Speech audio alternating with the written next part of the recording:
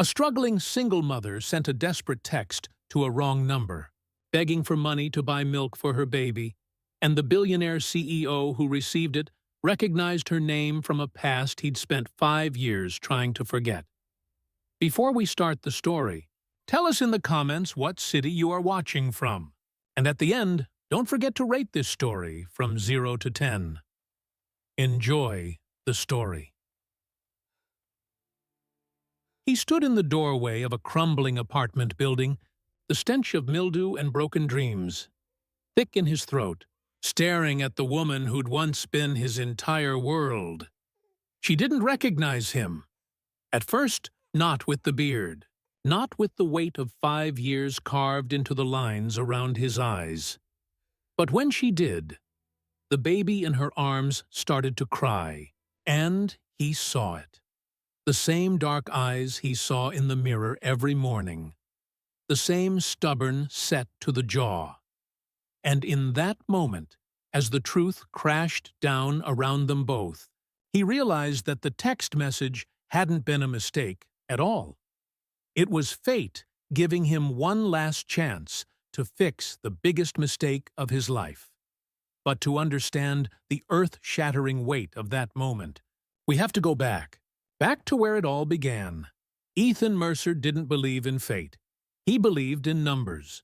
Cold, hard, unforgiving numbers that told you exactly where you stood in the world.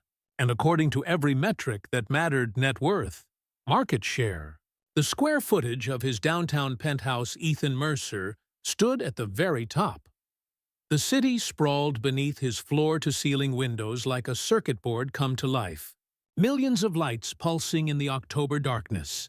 He stood there with a glass of scotch in his hand, the ice long since melted, staring at nothing and everything all at once.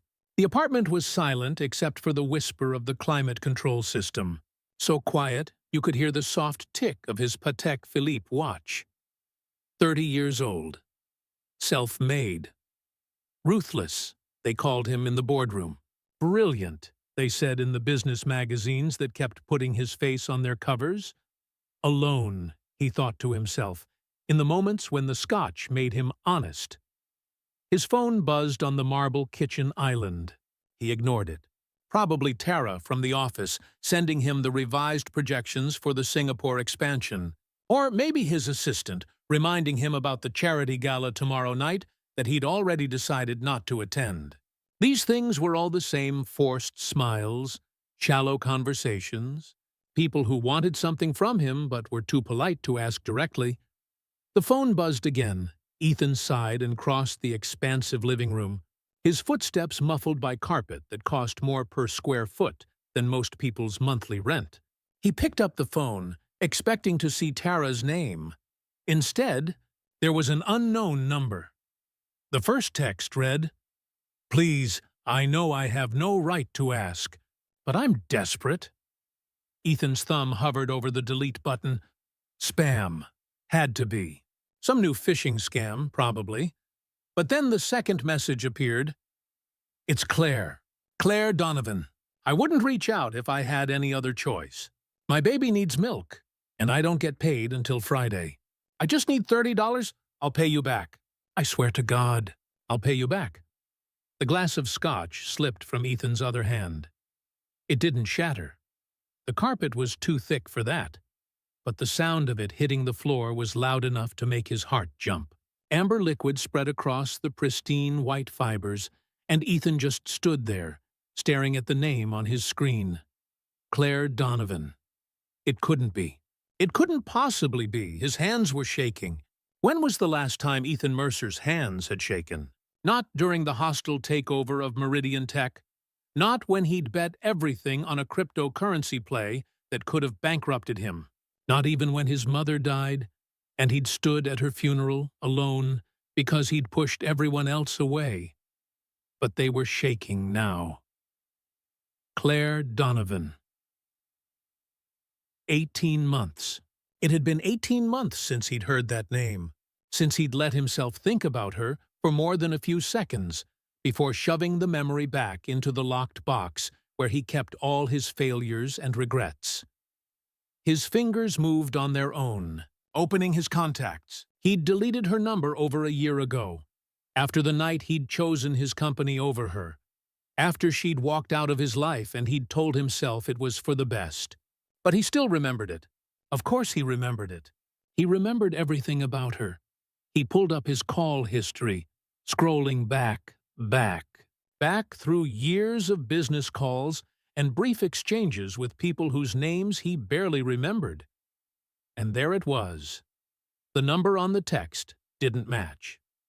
This wasn't Claire's old number, which meant either this was an elaborate scam, someone who somehow knew about Claire, about them, or Claire Donovan had his number saved in her phone under someone else's name, someone she thought she could ask for help, someone she thought might actually give a damn.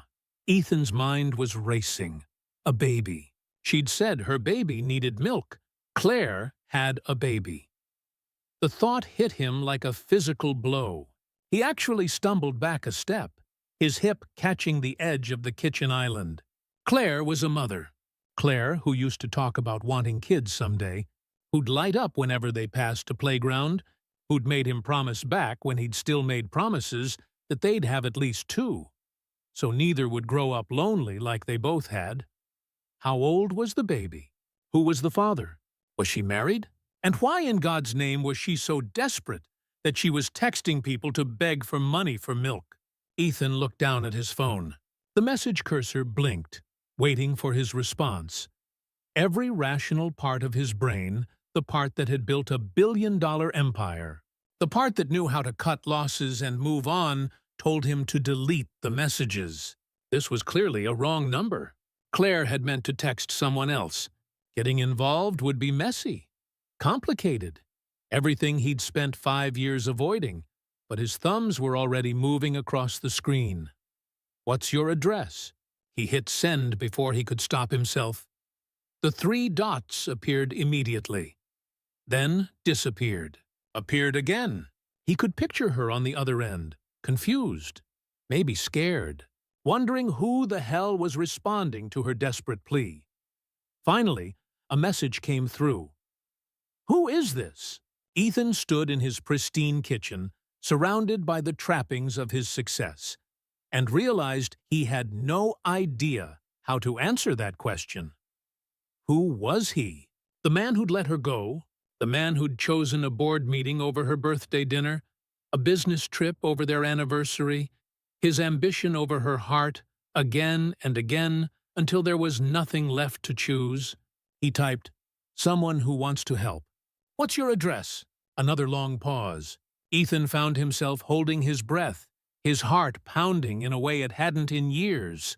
All those morning runs, all that careful attention to his health and his appearance and his image, and here he was, standing in a puddle of spilled scotch, feeling like he might actually pass out. The address came through. Ethan stared at it. East Side. The bad part of the East Side, where even the police didn't like to go after dark. The part of the city that never made it into the glossy photos of skylines and success. He looked at his watch. 11:47 p.m. Any sane person would wait until morning, would send the money electronically, maybe add a little extra, and call it done. Keep it clean. Keep it distant. Ethan grabbed his keys. The drive across town felt like crossing into another country. His Tesla, sleek, silent, absurdly expensive, glided through streets that got progressively narrower and darker. The buildings changed from glass and steel to brick and desperation. Graffiti bloomed on walls like violent flowers. Groups of men huddled on corners, watching his car pass with eyes that calculated its worth down to the dollar. Ethan had grown up in neighborhoods like this. Before the scholarships and the lucky breaks and the relentless consuming drive to never be poor again, he'd known exactly what it felt like to count change for bus fare, to water down the milk so it would last longer, to lie awake at night listening to his mother cry because she couldn't make the rent. He'd forgotten, somewhere along the way, or maybe he'd just gotten really good at not remembering. The GPS led him to a 5-story apartment building that looked like it was held together by rust and stubborn refusal to fall down. Half the windows were dark. The other half flickered with the blue glow of old televisions. A group of teenagers scattered as he pulled up, their laughter echoing off the narrow street. Ethan parked and sat there for a moment, engine humming. What the hell was he doing? This was insane. He should turn around, send her money through Venmo or something. Stay out of it. But then he thought about Claire. The Claire he'd known 5 years ago, with her laugh that sounded like wind chimes and her habit of stealing his coffee when she thought he wasn't looking. Claire, who'd believed in him before he believed in himself, who'd worked double shifts at the hospital to help support them both while he was building his first startup. Claire, who'd asked him for one thing, just one thing, to show up, to be present, to choose her, just once. And he hadn't. He'd chosen a meeting with venture capitalists instead, a meeting that had made him rich beyond his wildest dreams and cost him the only person who'd ever loved him for who he was. Not what he could do for them. Ethan got out of the car.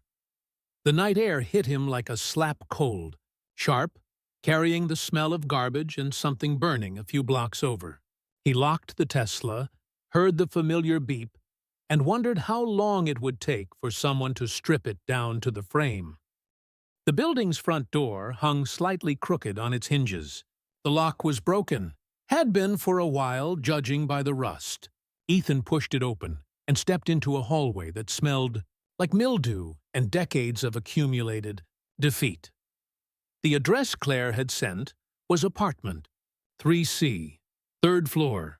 The elevator had an out-of-order sign taped to it that looked old enough to vote. So Ethan took the stairs. Each step creaked under his weight, the sound echoing in the stairwell. Somewhere above him, a baby was crying. Somewhere else, a couple was screaming at each other, their words muffled but the rage crystal clear. 3rd floor. The hallway was dimly lit by flickering fluorescent lights that buzzed like angry insects. Ethan walked slowly, checking the numbers on each door. A3B3C. He stood there, his hand raised to knock, and felt something he hadn't felt in years. Genuine, bone-deep fear. What if she slammed the door in his face? What if she was married, happy, and he was about to dredge up a past she'd successfully moved on from? What if? And this was the thought that made his hand tremble. What if she looked at him with the same contempt he felt for himself when he allowed himself to think about how badly he'd screwed up? From inside the apartment, he heard a baby crying. Not the distant sound from earlier, but close, immediate. A tiny, helpless sound that seemed to pierce straight through his chest. Ethan knocked. The crying stopped abruptly. Footsteps approached the door, hesitant, careful. A shadow blocked the light from the peephole. "Who is it?" A woman's voice called out. It was her, older, tired, but unmistakably Claire. Ethan's mouth went dry. I'm here about the text." The milk, silence. Long enough that Ethan thought maybe she'd walked away, decided she'd rather starve than accept help from a stranger. Then the sound of a chain sliding back. A deadbolt clicking open. The door opened 6 inches, held by a security chain. And there she was. Claire Donovan. She'd changed. Of course she'd changed. 18 months was a lifetime when you were barely surviving. Her hair was longer, pulled back in a messy ponytail. She'd lost weight she couldn't afford to lose. Her cheeks hollow, dark circles under her eyes so deep they looked like bruises. She was wearing an old sweatshirt with holes in the sleeves and sweatpants that had been washed so many times they were more gray than black. But her eyes, God, her eyes were still the same warm brown that he used to get lost in, still had that intelligence, that spark of something fiercer than the world had any right to expect from someone who'd been beaten down this far. She looked at him, really looked, and Ethan saw the exact moment recognition hit. Her hand flew to her mouth, the color drained from her face. She actually swayed on her feet, and Ethan instinctively reached out to steady her, but the chain stopped him. "Ethan?" she whispered. Her voice cracked on his name. "Oh my God. Ethan, I wasn't texting you. I thought I was—" She stopped, her breath coming in short gasps. "This was a mistake. I'm sorry. I'm so sorry. Please go." She started to close the door. "Wait," Ethan said. The word came out harder than he'd intended, almost a command, and he saw her flinch. He softened his voice. "Please, Claire, please, I came to help." "I don't need your help." But her voice broke on the lie, and from inside the apartment, the baby started crying again. Claire closed her eyes. A single tear traced down her cheek, and watching it fall, Ethan felt something crack inside his chest. "You asked for $30, he said quietly. "For milk. For your baby. I made a mistake." She was crying now, trying to hide it, swiping angrily at her eyes. "I meant to text someone else. I didn't mean to bother you. I didn't even know I still had your number saved." "Under what name?" Ethan asked. He didn't know why it mattered, but suddenly it did. "What name do you have me saved under?" Claire's jaw tightened. For a moment he thought she wasn't going to answer. Then, so quietly, he almost didn't hear it. "Emergency contact." The words hit him like a bullet. Emergency contact. After 5 years, after everything he'd done, everything he'd failed to do. She'd kept his number saved as her emergency contact. "Let me help," Ethan said. His voice came out rough, raw. "Please, Claire, let me help." She stood there, one hand on the door, the other clutching the door frame so hard her knuckles were white.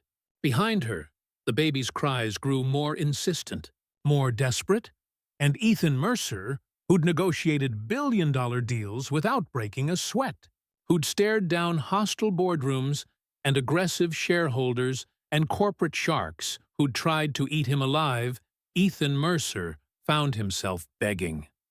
"Please." Claire's shoulders slumped. The fight went out of her all at once, like someone had cut her strings. She closed the door. For one horrible second, Ethan thought that was it. She'd shut him out, shut him down, and he'd never see her again. Then he heard the chain slide. Back, the door opened wide, and Claire Donovan stepped aside to let him into her world. The apartment was smaller than Ethan's walk-in closet. That was the first thought that hit him as he stepped inside, and he immediately hated himself for it. But it was true. The entire space living room, kitchenette, a doorway that presumably led to a bedroom, couldn't have been more than 400 square feet. The walls were a dingy beige that might have been white once, decades ago. The carpet was worn thin in paths that showed where Claire walked most often, from the kitchen to the couch to the bedroom door. But it was clean. Desperately, meticulously clean. Not a dish in the sink. Not a speck of dust on the single shelf that held a handful of books and a framed photo turned face down. The kind of clean that spoke of pride fighting a losing battle against poverty. Claire closed the door behind him and immediately moved away, putting distance between them. She wrapped her arms around herself like she was cold, even though the apartment was stifling. The radiator in the corner clanked and hissed, pushing out heat with no way to regulate it. "You shouldn't have come," she said, not looking at him. "I don't know what you think this is, but—" The baby's cry cut through her words, and Claire's entire body reacted like she'd been shocked. She hurried toward the bedroom, then paused, glancing back at Ethan with something like panic in her eyes. "Just stay there. Don't touch anything. I'll be right back." She disappeared through the doorway, and Ethan heard her voice, soft and soothing, talking to the baby. "Shh, shh. It's okay, Chloe. Mommy's here." "I'm here, baby girl." "You're okay?" Chloe. Ethan stood frozen in the middle of the tiny living room, that name echoing in his head. It had been Claire's grandmother's name. She'd told him once, years ago, lying in his arms in the darkness of his old apartment, the one before the money, before everything, that if she ever had a daughter, She'd name her Chloe. His eyes swept the apartment, taking in details he hadn't noticed at first. A baby swing in the corner, the fabric faded and worn. A stack of bills on the counter, the top one stamped Final Notice in red. A calendar on the wall with shifts marked in Claire's neat handwriting, doubles mostly, sometimes triples. And on the coffee table, a small tin can with a handwritten label, Chloe's Future. Ethan moved closer. The can was the kind that had probably held cookies once. Through the clear plastic lid, he could see loose change, a few crumpled dollar bills. He didn't pick it up, didn't touch it, but he could tell just by looking that there was maybe $20 in there. Total.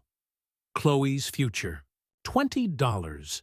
Something hot and sharp twisted in his gut. Claire emerged from the bedroom carrying a baby Chloe, who couldn't have been more than 6 months old. She'd stopped crying, but was making soft, whimpering sounds, her tiny fist shoved in her mouth. Ethan got his first real look at the child, and his heart stopped. She had Claire's nose, delicate and slightly upturned. Claire's brown hair, what little of it there was, sticking up in soft tufts.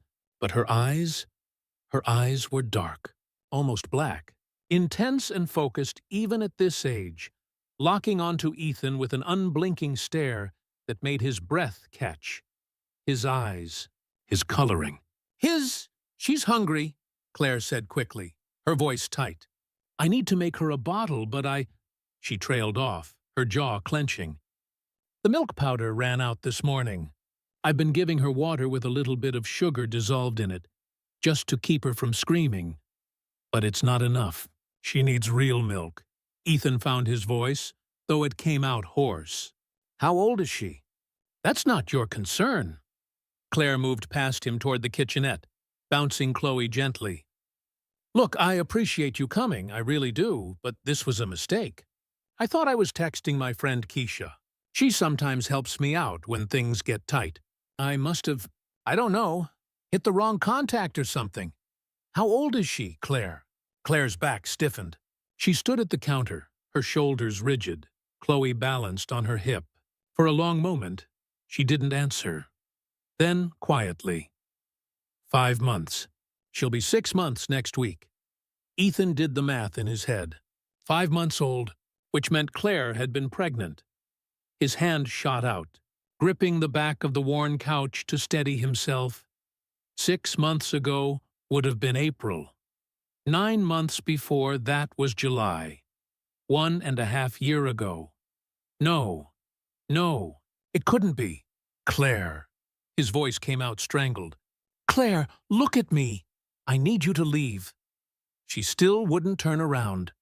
Chloe was fussing again, her little face scrunching up, preparing for another round of crying. Please, Ethan, just go. Is she mine? The words hung in the air like a gunshot. Claire's entire body went rigid. Chloe let out a wail, and Claire clutched her tighter, finally turning around. Her face was pale, her eyes bright with unshed tears, and in that moment, Ethan saw everything he needed to see. Get out, Claire whispered. Get out of my apartment right now. Is she mine? Ethan took a step forward. His hands were shaking again, his whole body trembling with something he couldn't name. Fear, rage, hope, horror, all of it swirling together into a toxic storm.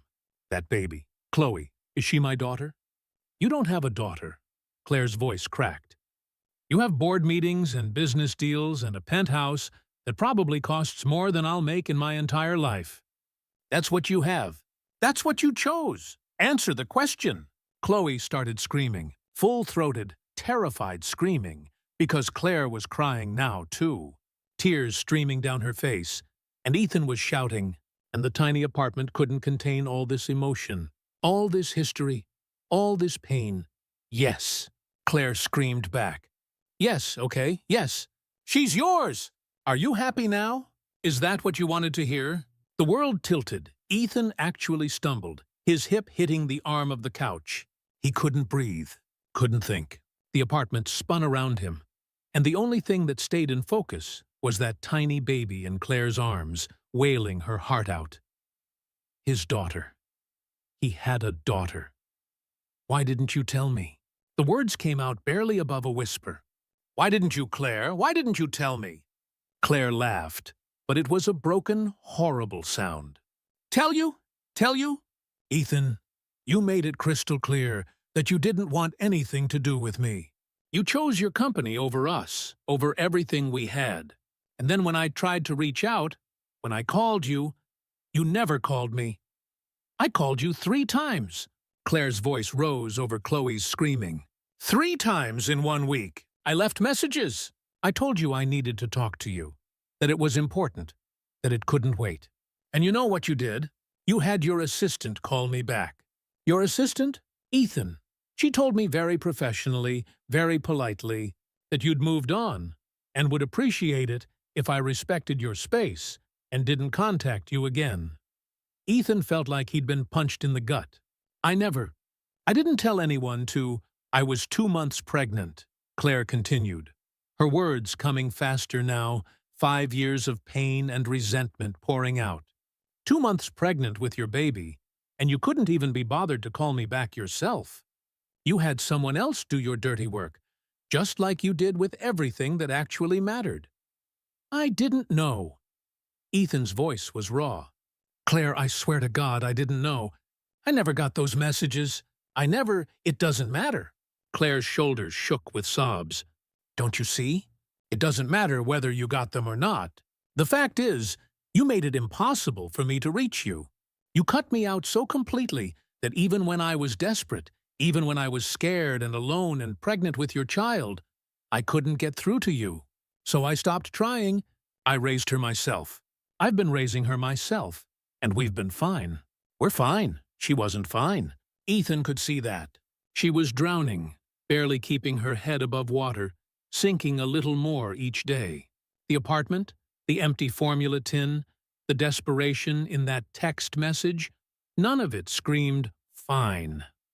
Chloe's cries had dissolved into hiccuping sobs. Claire was rocking her mechanically, tears still streaming down her face, and Ethan realized with a sharp stab of guilt that this was probably traumatizing the baby. All this screaming, all this emotion. He took a deep breath, forced himself to speak calmly. Let me help, please. At least let me buy formula. I don't want your money. But Claire's voice had lost its edge. She sounded exhausted, defeated. Claire, your daughter is hungry. Ethan kept his voice gentle, even though every instinct was screaming at him to demand answers, to rage at the universe for keeping this from him. My daughter is hungry. Whatever's between us, whatever happened, she doesn't deserve to suffer for it. Please, let me at least do this. Claire closed her eyes. More tears leaked out from beneath her lashes. Chloe had quieted slightly, exhausted by her own crying, her little face red and blotchy. There's a 24-hour store 3 blocks east, Claire finally said, her voice barely audible. They have formula. The purple can. Similac sensitive. It's $37.99. Ethan pulled out his phone. I'll have it delivered in... No. Claire's eyes snapped open. No deliveries. I don't. People in this building, they talk. I don't need everyone knowing my business. Just, if you're going to do this, go to the store yourself. Get 2 cans. And diapers. Size 2. The store brand is fine. She was giving him an out, Ethan realized. A chance to leave and never come back. To throw some money at the problem and walk away with a clear conscience. Every logical part of his brain told him to take it. This was complicated, messy, the kind of situation that could derail everything he'd built. He had investors to answer to, a company to run, a reputation to maintain. But he looked at Chloe, at his daughter, and something shifted inside him. Something fundamental that he couldn't ignore, couldn't rationalize away. I'll be back in 20 minutes, he said. Don't go anywhere, please.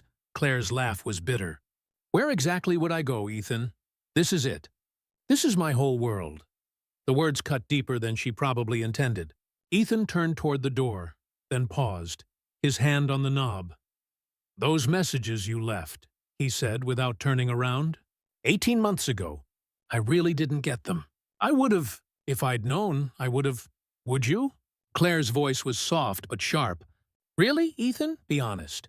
If you'd known I was pregnant, would you have given up your big meeting? Would you have walked away from that deal that made you rich? Or would you have just felt guilty while you chose your company anyway?" Ethan didn't have an answer for that, because she was right. 2 years ago, he'd been so consumed by ambition, so desperate to prove himself, that he probably would have found a way to justify it. To tell himself that he'd make it up to her later, that the baby would be better off with a successful father, that he was doing it for them. All the lies ambitious men tell themselves when they're abandoning the people who love them. "I'll be back soon," he said quietly, and walked out the door. The store was exactly where Claire had said it would be, wedged between a check-cashing place and a bodega with bars on the windows. The fluorescent lights inside were harsh and flickering, and Ethan was the only customer besides a security guard who watched him with open suspicion. He found the baby aisle quickly. Rows of formula cans, diaper boxes, bottles, and pacifiers. The purple Similac can was right where it should be, and Ethan grabbed 2 like Claire had asked. Then he grabbed 4 more. Then 2 more after that, 8 cans of formula. It was probably overkill, but the thought of Chloe crying from hunger, of Claire having to choose between feeding her daughter and paying rent, made him physically ill. Diapers. Size 2. But babies grew fast, didn't they? Ethan grabbed size 3 as well. And size 4, just in case. His cart was overflowing. Formula, diapers, baby wipes, bottles. Hers had looked old and cracked. Baby food, could 5-month-olds eat solid food? He had no idea, but he bought it anyway. Teething rings. A pack of those little onesies. A stuffed elephant that was soft and looked safe. At the checkout, the tired woman behind the counter rang everything up without comment, though her eyes flickered over Ethan's expensive watch, his tailored coat. $347.82, she said flatly. Ethan handed her his credit card without blinking. The number meant nothing to him. He spent more than that on a single bottle of wine at business dinners. But it was more than Claire had in her little tin can for Chloe's future. More than she'd probably spent on herself in months. The woman bagged everything up, and Ethan carried 6 heavy bags out to his car. As he loaded them into the trunk, his phone buzzed. Tara, finally sending those Singapore projections. Ethan ignored it. Another buzz. His assistant, confirming his flight to Tokyo next week for the investor meeting. Ethan stared at the message. Tokyo. He'd been planning this trip for months. Critical meetings, potential partnerships worth hundreds of millions. The kind of opportunity you didn't pass up. The kind of opportunity he'd always chosen before. He thought about Chloe's dark eyes, about Claire's hollow cheeks and desperate text message, about the fact that he had a daughter he'd known nothing about for 5 months, because he'd been so focused on building his empire that he'd made himself completely unreachable to the only person who'd ever really mattered. History had a funny way of repeating itself, didn't it? Here he was again, faced with the same choice. Show up or chase the money. Ethan typed a quick response to his assistant. Cancel Tokyo. Reschedule everything for next month. The reply came back almost immediately. Everything. That's 14 team meetings. Done under 20 team meetings, including Ethan cut her off. Everything. Personal emergency. I'll explain Monday. He pocketed his phone and drove back to Claire's apartment. When Claire opened the door, she'd clearly been crying more. Her eyes were red and swollen, her face blotchy.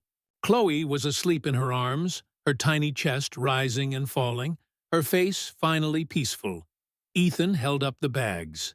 I got the formula, and some other things. Claire stared at the bags. All 6 of them. Her mouth opened, then closed. Ethan, I said 2 cans. I know what you said. He shifted the bags, his arms already aching. Can I come in? These are heavy. Claire stepped aside wordlessly, and Ethan carried the bags to the kitchen counter. He started unpacking formula cans, lining up one after another, diaper boxes stacking up, bottles and wipes and all the rest. Claire watched him, still holding Chloe, her expression unreadable. This is too much, she said finally. I can't. Ethan, I can't accept all this. It's not for you. The words came out harsher than he'd intended, and he winced. I mean, it's for Chloe. It's for our daughter. You can hate me all you want, Claire, and you have every right to, but she's mine too, and I'm not going to let my child go hungry. Your child, Claire's voice was flat. 5 hours ago, you didn't even know she existed. Now suddenly she's your child? Yes. Ethan turned to face her fully. I know I don't have the right. I know I've been absent, but I'm here now. I'm here, and I'm not going anywhere. Claire laughed, that same broken sound from before. You're not going anywhere? Ethan, you have a life, a company, responsibilities. How long until you get bored of playing daddy? A week? A month? How long until another big deal comes along and you disappear again? That's not going to happen. You can't promise that. I can. Ethan took a step closer, his voice firm. I just canceled a trip to Tokyo. 14 meetings. Hundreds of millions in potential deals. I canceled all of it because I'm not making the same mistake twice. I lost you once because I didn't show up. I'm not losing her too, Claire's eyes widened. You canceled Tokyo? Everything. All of it. Ethan ran a hand through his hair, suddenly aware of how insane this all was. He'd made decisions in the last hour that would have massive ramifications for his company, for his investors, for everything he'd spent years building. And he'd done it without a second thought. Maybe he was finally learning. I don't know what you expect from me, Claire said quietly. Chloe stirred in her arms, making soft sounds. I don't know what you want, Ethan. Do you want shared custody? Do you want weekends? Do you want to just send a check every month and feel like you've done your duty? I don't know, Ethan admitted. The honesty felt strange on his tongue. I have no idea what I'm doing, Claire. I didn't even know I had a daughter until an hour ago. But I know I want to be part of her life. I want to know her. He stopped, the words catching in his throat. I want to be better than I was. Better than my father was. Something flickered across Claire's face. She remembered. Of course she remembered. He'd told her about his father once, during one of those late-night conversations when the walls came down. Told her about the man who'd left when Ethan was 8 and never looked back. Who'd sent exactly 3 child support checks before disappearing entirely.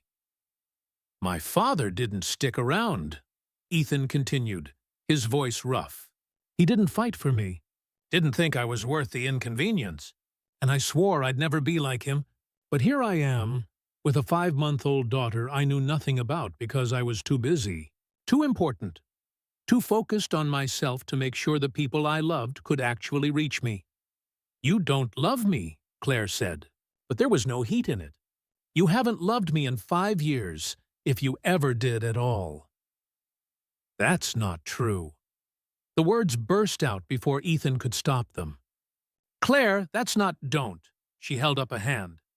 Please don't. I can't hear that right now. Not after everything. Chloe let out a cry, and Claire immediately started bouncing her gently. She's hungry. I need to make her a bottle. Show me how, Ethan said. Claire blinked. What? Show me how to make her bottle. I want to learn. For a long moment, Claire just stared at him. Then, slowly, she crossed to the counter and picked up one of the new formula cans. It's not complicated. 4 ounces of water, 2 scoops of powder. Shake it up until it's dissolved, she demonstrated, her movements practiced and efficient.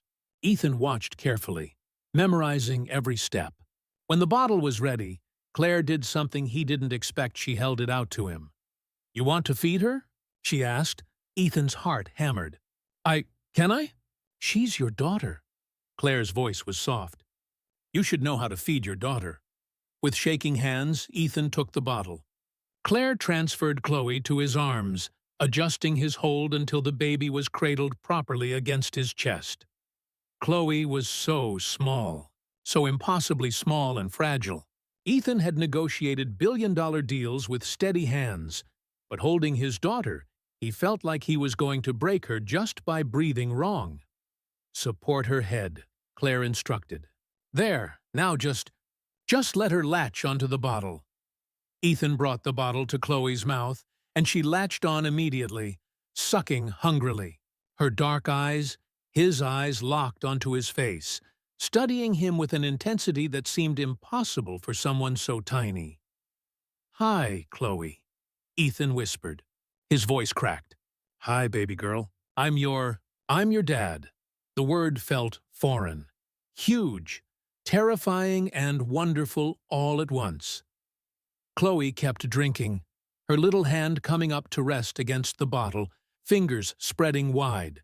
So small, so perfect. Ethan looked up and found Claire watching them, her arms wrapped around herself, tears streaming silently down her face. "She looks like you," Claire said softly. "When she's thinking, concentrating on something, she gets this little crease right here." She touched her forehead. "Just like you do." Ethan couldn't speak. His throat was too tight, his eyes burning. He looked back down at Chloe, this tiny person who was half him, half Claire, all miracle. He'd built a fortune from nothing. He'd conquered markets and crushed competitors and made himself into exactly what he'd always dreamed of being: powerful, successful, untouchable. And it all meant nothing compared to this, to the weight of his daughter in his arms, to the trust in her eyes as she fed, instinctively knowing that he would hold her, protect her, keep her safe. "I'm so sorry," Ethan whispered, not sure if he was talking to Chloe or Claire, or both. "I'm so sorry I wasn't here. I'm so sorry you had to do this alone. I'm going to fix it. I swear to God I'm going to fix everything." Claire didn't respond. She just stood there in her tiny, worn apartment, watching the father of her child meet their daughter for the first time. 5 months too late. And outside, the city hummed on, indifferent to the small, quiet miracle happening in apartment 3C.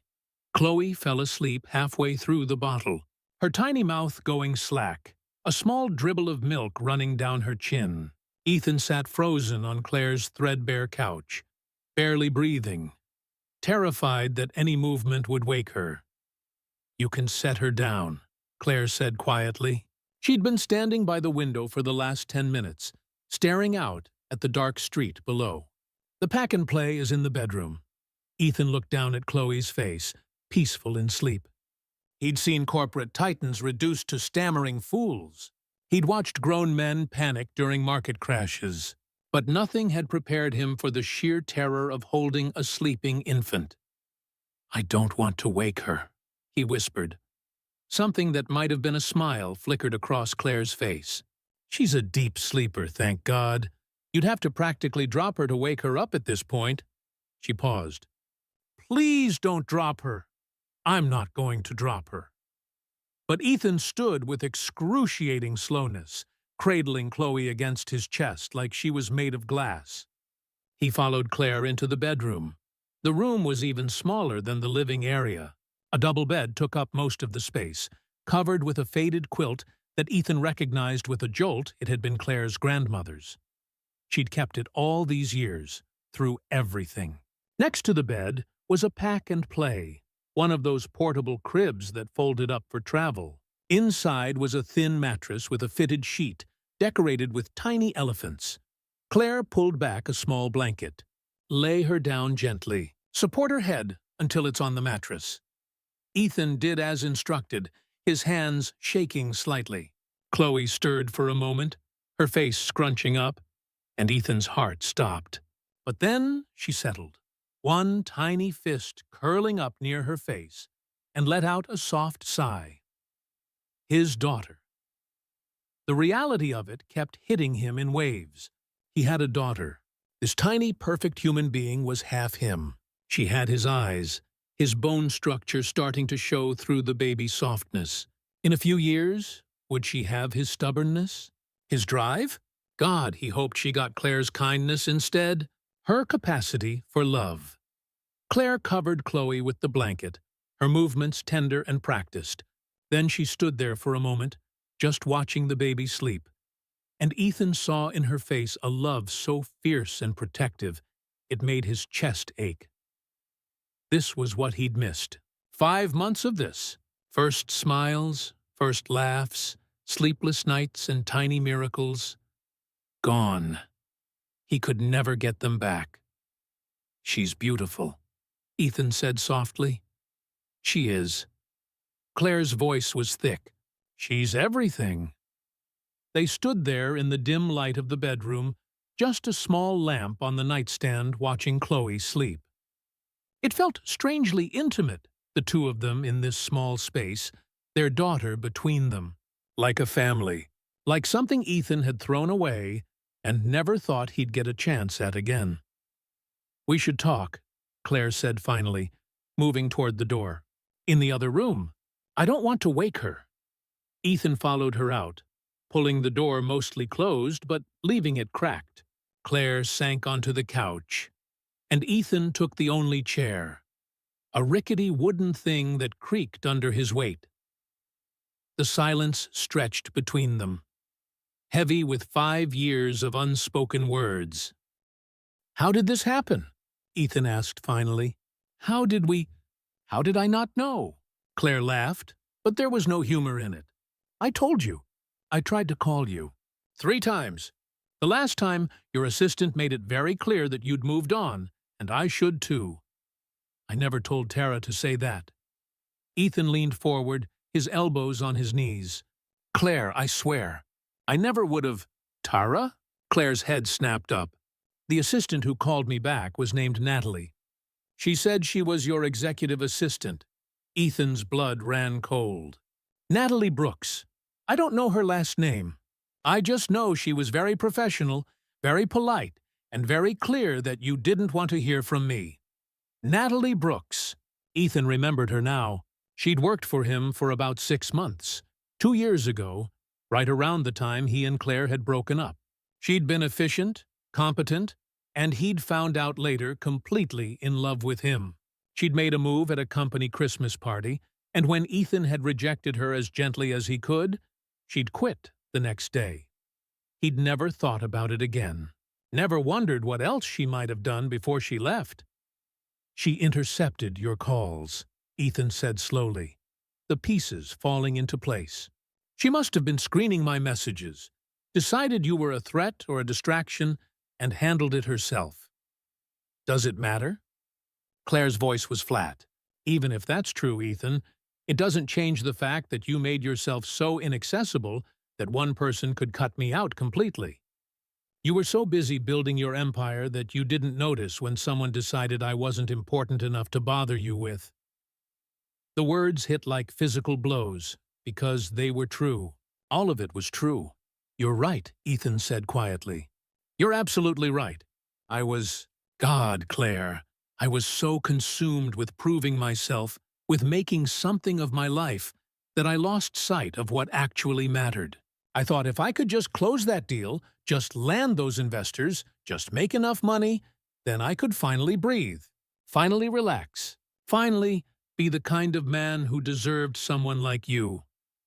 I never cared about the money." Claire's eyes were bright with tears again. "I fell in love with the guy who used to make me coffee in that awful apartment with the radiator that only worked half the time. The guy who'd stay up all night coding and forget to eat until I forced him to. The guy who looked at me like I was the most important thing in his world.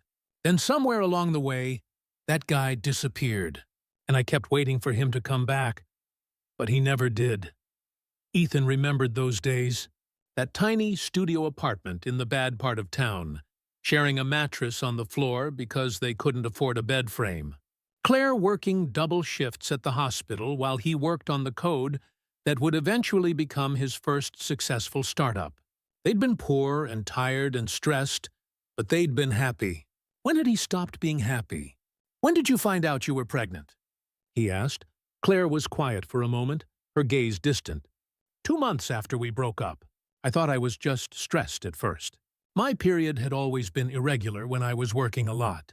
But then I kept feeling sick, and one of the other nurses at the hospital made me take a test.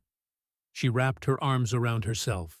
I saw those 2 lines, and my first thought was that I had to tell you. That maybe this was a sign, that maybe we could figure it out, make it work somehow. That's when you called. That's when I called. Claire's voice hardened, and got told very politely to leave you alone. So I did. I figured you'd made your choice clear, and I needed to respect that. I thought about other options, but... She gestured toward the bedroom where Chloe slept. I couldn't. The moment I knew she existed, I loved her. Even though I was terrified, even though I had no idea how I was going to manage. She was half you, and that meant she was part of the only man I'd ever really loved. And I couldn't. I just couldn't. Ethan felt something break inside his chest. I would have come. If I'd known, Claire, I would have dropped everything and come. Would you? Claire met his eyes. Really? Be honest with yourself, Ethan. All those months ago, if I'd somehow gotten through to you, if I'd told you I was pregnant, what would you have done? Would you have walked away from that venture capital meeting?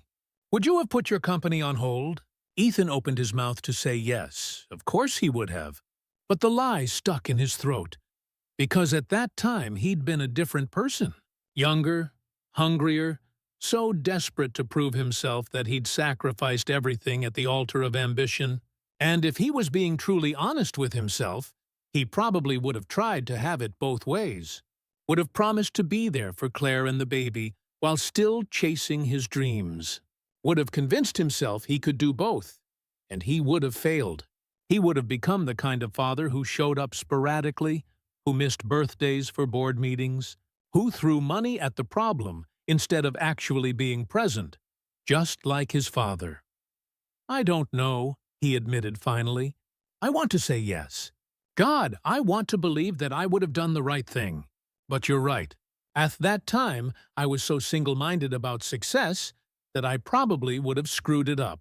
I probably would have hurt you both while trying to convince myself I was doing the right thing. Claire nodded slowly, like she'd expected that answer. At least you're honest. But I'm not that person anymore. Ethan leaned forward. Claire, in this time, I have achieved everything I thought I wanted. Money, power, success. And you know what? I'm miserable. I stand in my penthouse every night, looking out at a city I've conquered, and I feel nothing. Every deal I close, every milestone I hit, it's just empty. I thought success would fill the hole you left, but it didn't. Nothing did. That's not my problem to fix. But Claire's voice had softened slightly. I know. I'm not asking you to fix me. I'm just trying to explain that I'm different now. I've realized what an idiot I was. What I lost. He paused. What I threw away. You didn't throw me away. You chose something else. That's different, is it? Ethan shook his head. Choosing something else, choosing anything else when you could have chosen us, that's the same thing, Claire. Just with prettier words, they sat in silence again.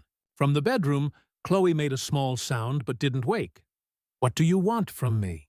Claire asked finally. From us. You can't just show up here after this time, find out you have a daughter, and expect everything to be okay. Life doesn't work like that. I know. Ethan ran his hands through his hair. I don't expect anything to be okay. I don't expect you to forgive me or give me another chance or any of that. I just want to know my daughter. I want to be part of her life. Whatever that looks like, however you're comfortable with it. And when you get bored, when being a father isn't exciting anymore, and you have another big opportunity that requires all your attention, that's not going to happen. You can't know that. Yes, I can. Ethan's voice was firm. Because I've been on the other side now. I've had everything I thought I wanted, and it meant nothing. Chloe is 5 months old and I've already missed so much. I'm not missing anymore. I'll prove it to you, Claire. However long it takes, whatever I have to do. I'll prove that I'm not that person anymore.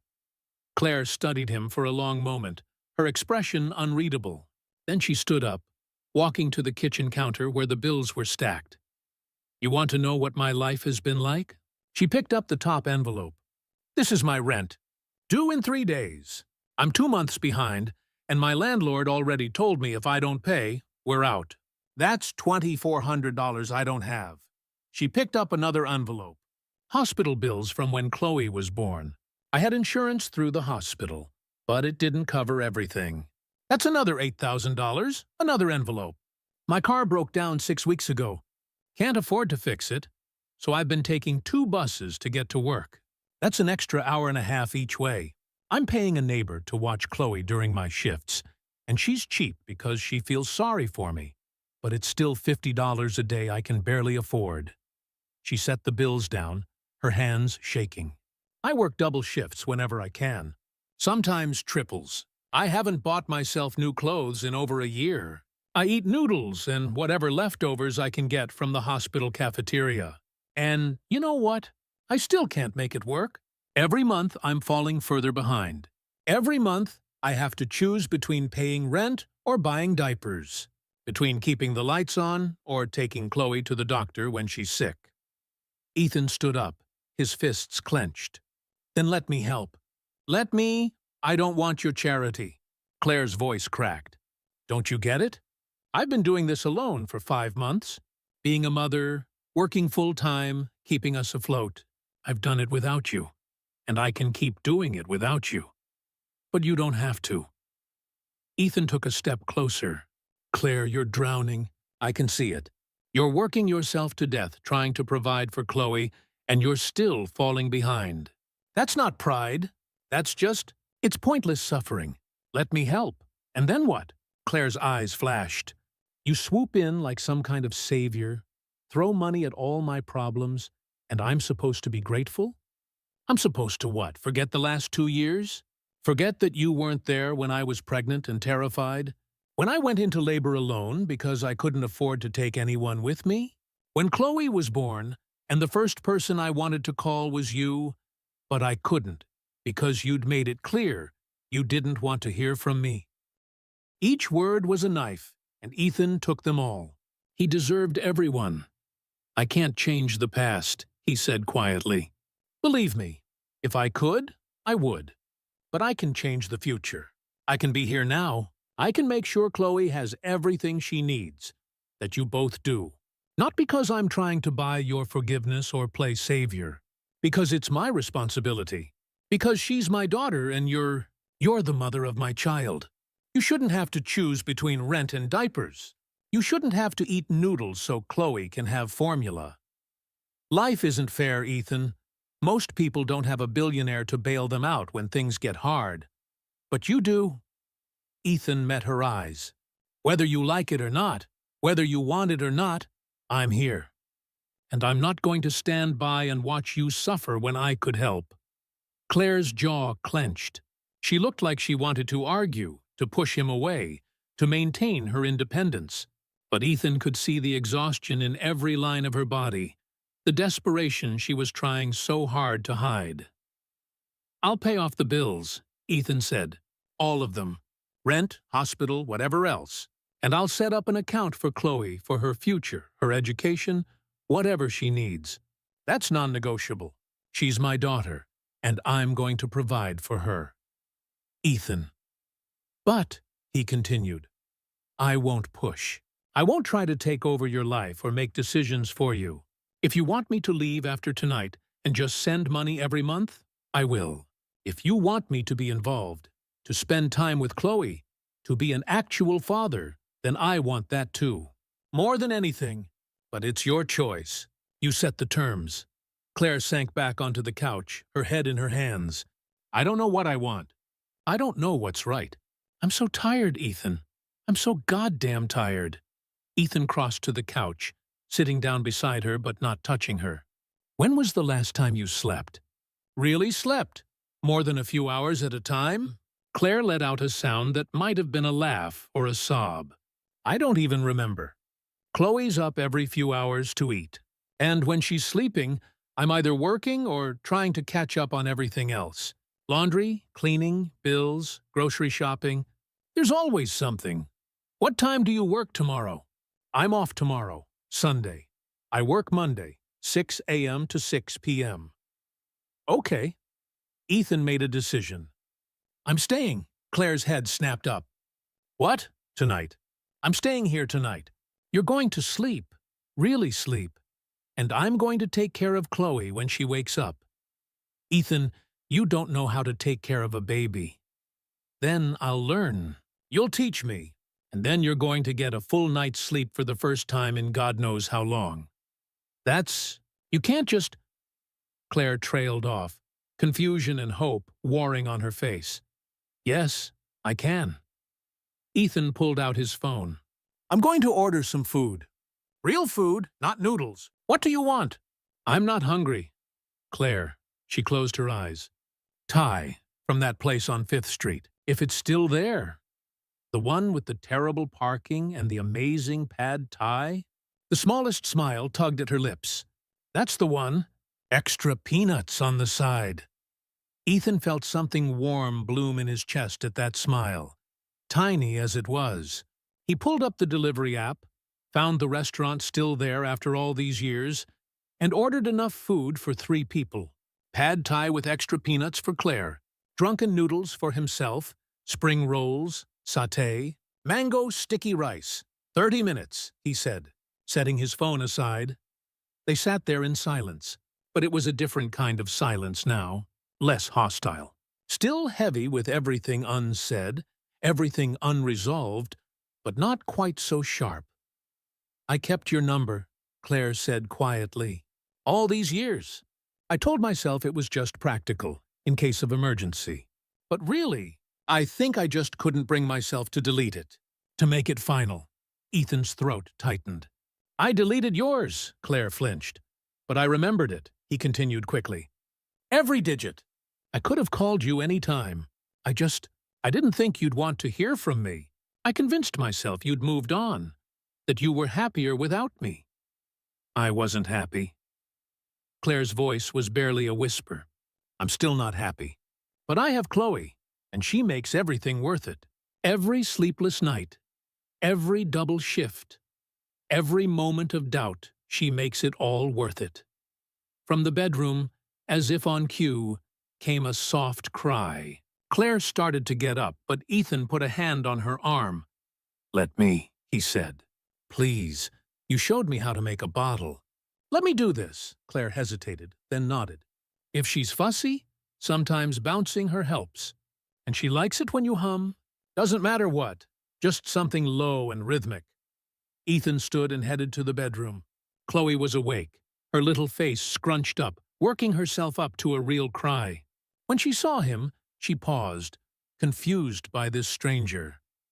Hey, Chloe, Ethan said softly, reaching down to pick her up. Hey, baby girl. I know. You don't know me yet, but I'm your dad, and I'm here now. I'm here. He carried her out to the kitchen, Claire watching from the couch. Following her earlier instructions, he prepared a bottle with hands that shook less this time. Chloe fussed in his arms, but didn't scream, just made those soft, unhappy sounds that pulled at his heart.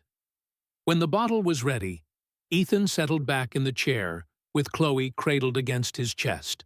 She latched onto the bottle eagerly, her dark eyes never leaving his face. Ethan started to hum. Nothing specific, just a low, tuneless melody that his mother used to hum when he was small, back before she'd worked herself to exhaustion trying to keep them afloat. Chloe's eyes started to drift closed, even as she kept drinking, and Ethan looked up to find Claire watching them with an expression he couldn't quite read. Pain, yes. Longing, definitely. But maybe, just maybe, a tiny flicker of hope. We're going to figure this out, Ethan said quietly. I don't know how yet, but we will. Claire didn't respond, but she didn't look away either, and for now, in this small apartment with his daughter in his arms, and the woman he'd never stopped loving watching them both. It was enough. It had to be enough. Because Ethan Mercer had learned that some mistakes couldn't be unmade.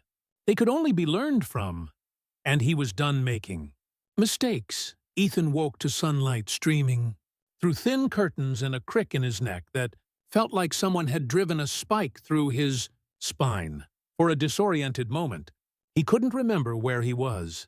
This wasn't his bed, his California king with the memory foam mattress and Egyptian cotton sheets. This was a couch, narrow and lumpy, with springs that dug into his back and a pillow that smelled faintly of lavender and baby powder. Then it all came rushing. Back, Claire, Chloe. The text message that had changed everything.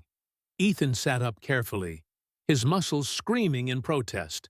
He'd fallen asleep in his clothes-tailored slacks and a button-down that now looked like he'd slept in a dumpster. His watch read 6:47 a.m. Through the crack in the bedroom door, he could hear soft sounds. Not crying, just little coos and gurgles. Chloe was awake. Ethan stood, his joints popping, and moved quietly toward the bedroom. He pushed the door open slowly. Claire was sitting on the bed in an oversized t-shirt and shorts, Chloe cradled in her arms, nursing. The morning light caught in Claire's hair, turned her skin golden, and for a moment Ethan forgot to breathe. She looked up, saw him, and her cheeks flushed pink. "You're awake." "I didn't mean to interrupt." Ethan stayed in the doorway. "Not sure if he was welcome." "You're not." Claire adjusted Chloe slightly, and Ethan carefully kept his eyes on her face, not the intimate act of her feeding their daughter. "I thought you'd left. When I woke up and saw you on the couch, You thought I'd be gone by morning." Ethan finished the sentence. "I said I was staying. I meant it." Something flickered across Claire's face, surprise, maybe, or disbelief, like she'd been waiting for him to disappoint her again, and didn't quite know what to do when he didn't. "Chloe woke up twice last night," she said. "Around 1 and again at 4.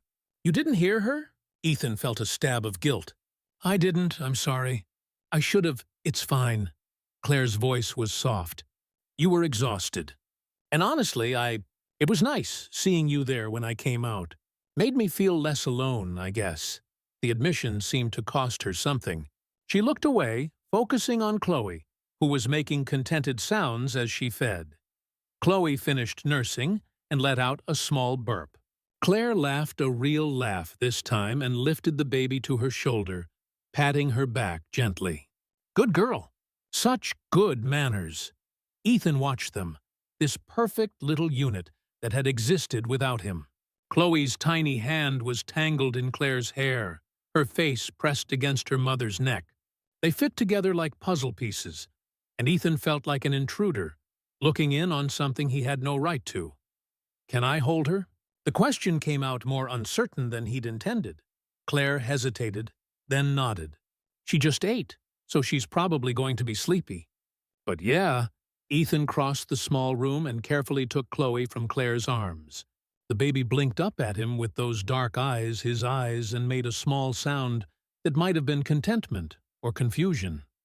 "Hey, Chloe," Ethan whispered. "Remember me? I'm the guy who's been missing everything. But I'm here now." Chloe yawned, a huge yawn for such a tiny person, and snuggled against his chest. Ethan's heart clenched so hard it hurt. "She likes you," Claire said quietly. Usually she's fussy with strangers. Maybe she knows. Ethan stroked Chloe's soft hair. "Maybe she can tell I'm her dad. Or maybe she just likes being held. Babies aren't that complicated." But the way Claire said it, the softness in her voice, told Ethan she didn't quite believe that. She wanted to believe Chloe recognized him on some level. She wanted this to work as much as he did, even if she was afraid to admit it. Ethan looked at Claire, really looked at her in the morning light. She was thinner than she'd been 5 years ago, her collarbone too prominent, shadows under her eyes that spoke of too many sleepless nights. But she was still beautiful. Still the woman he'd fallen in love with in that cramped apartment, when they'd both been struggling and dreaming and stupid enough to think love could conquer anything. "I missed you," he said, before he could stop himself. Claire's breath caught. "Ethan, don't!" "I did. Every day for 18 months. I told myself it was for the best, that you were better off without me dragging you down with my obsession with success. But I was lying to myself. The truth is, I've been half alive since you left. I didn't leave. You pushed me away. You're right, I did. And I've regretted it every single day since." Claire stood up, wrapping her arms around herself. "You can't just say things like that. You can't just walk back into my life after this and expect me to what? Fall into your arms? Forgive everything? I don't expect anything. I'm just telling you the truth." "The truth is complicated." Claire moved to the window, staring out at the street below. "The truth is, I spent these 2 years trying to get over you, of convincing myself I was better off alone. And just when I finally started to believe it, Chloe came into this world. And suddenly you were everywhere again. In Chloe's face, in her expressions, in the way she furrows her brow when she's concentrating. I can't escape you, Ethan. You're woven into every part of my daughter." "Our daughter." "Our daughter," Claire conceded. "And I don't know how to do this. I don't know how to let you in without getting hurt again. Because I know you, Ethan. I know how you are. You're all in until you're not. You're passionate and devoted until something shinier comes along. And I can't—" her voice broke. "I can't survive you leaving again. And more importantly, Chloe can't." Ethan looked down at the baby sleeping against his chest. So small, so trusting, so completely vulnerable. "I won't leave," he said firmly. "I won't disappear. I won't choose anything over her. Or you. You don't know that." "Not really." "Yes, I do." Ethan crossed to Claire, still holding Chloe. "At that time, I thought success would make me happy. I thought money and power and proving myself was what mattered. But I was wrong. I have everything I thought I wanted, and I'm empty. The only time I felt anything real, anything that matters, was last night, holding Chloe, being here with you. That's what matters. That's all that matters." Claire's eyes were bright with unshed tears. "You say that now, but what about next month? Next year? What happens when the novelty wears off, and you remember you have a company to run, investors to impress, a life that doesn't include a broke single mother and her baby? Our baby. And that is my life now. Everything else is just noise." Ethan, Chloe stirred, making a small sound of protest at their raised voices. Both Ethan and Claire immediately went quiet, looking down at the baby. "We're upsetting her," Claire whispered. "Then let's stop fighting." Ethan met Claire's eyes. "I know you don't trust me. I know I have to earn that. But give me a chance. Please. Let me prove that I'm different now." Claire wiped at her eyes. "I need coffee. And a shower. And to figure out what the hell I'm supposed to do with you." "I can make coffee," Ethan offered. "You don't know where anything is." "Then show me." "Claire, let me help. Even with small things. Please." Claire studied him for a long moment, then nodded. "Fine. But if Chloe wakes up while I'm in the shower, you're on your own." "I can handle it. Can you change a diaper?" Ethan's confidence faltered. No, but I can learn." Despite everything, Claire smiled. A real smile that lit up her whole face and made Ethan's heart stutter. "Come on, I'll show you before I get in the shower." Consider it your crash course in parenting. 15 minutes later, Ethan stood over Chloe's changing table, really just a towel laid out on Claire's bed, staring down at his daughter's dirty diaper with something approaching terror. "It's just poop," Claire said from the doorway, clearly amused. "You've faced down hostile boardrooms. You can handle a dirty diaper. Those boardrooms didn't smell like this." "Welcome to fatherhood." Claire grabbed her towel. "Wipes are in the bag. New diaper is right there. Just remember to wipe front to back. And for God's sake, cover her with a clean diaper while you're working, or you'll get peed on." That's a thing that happens? That's absolutely a thing that happens. Especially with boys, but Chloe's gotten me a few times too. Claire headed toward the bathroom. You've got this, probably. Your confidence is inspiring. He heard her laugh as she closed the bathroom door. Then it was just Ethan and Chloe, who was staring up at him with those dark eyes, completely trusting. Okay, Chloe, Ethan muttered. Let's do this. You and me. Father-daughter bonding through bodily functions. Chloe kicked her legs happily, making it harder to unfasten the old diaper. Hold still. Please. I'm new at this. It took him 3 tries and 2 false starts, but Ethan managed to get the dirty diaper off, wiped Chloe clean front to back. Front to back, he repeated like a mantra, and got a fresh diaper on. It was a little crooked, and he'd probably used too many wipes, but Chloe seemed comfortable enough. We did it! Ethan picked her up, feeling ridiculously proud of himself.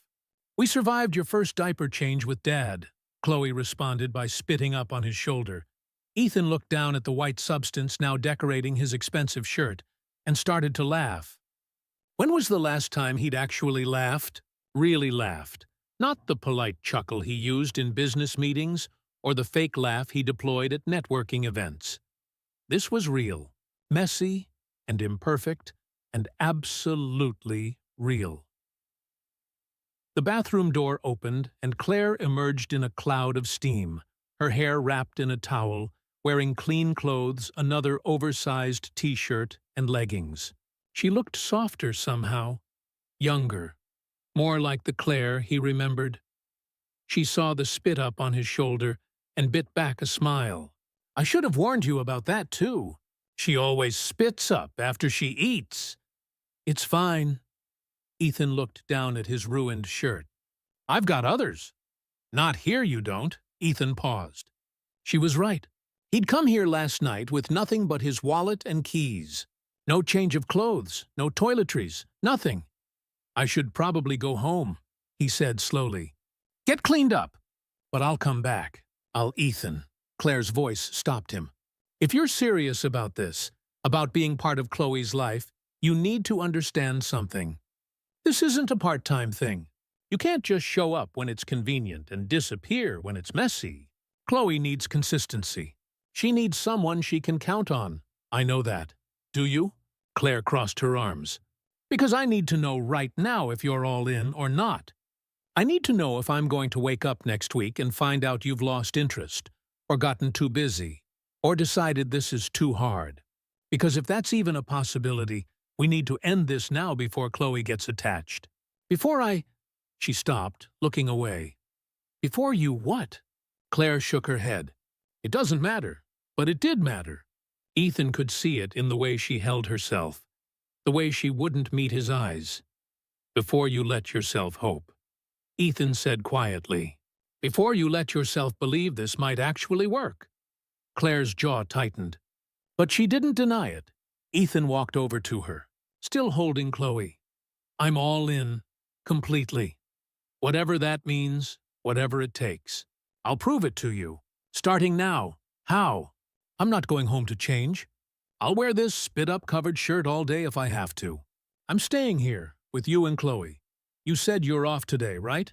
So I'm spending the day with you. Both of you, learning how to be a father. Ethan, you can't just, yes, I can. I'll order new clothes if I need to.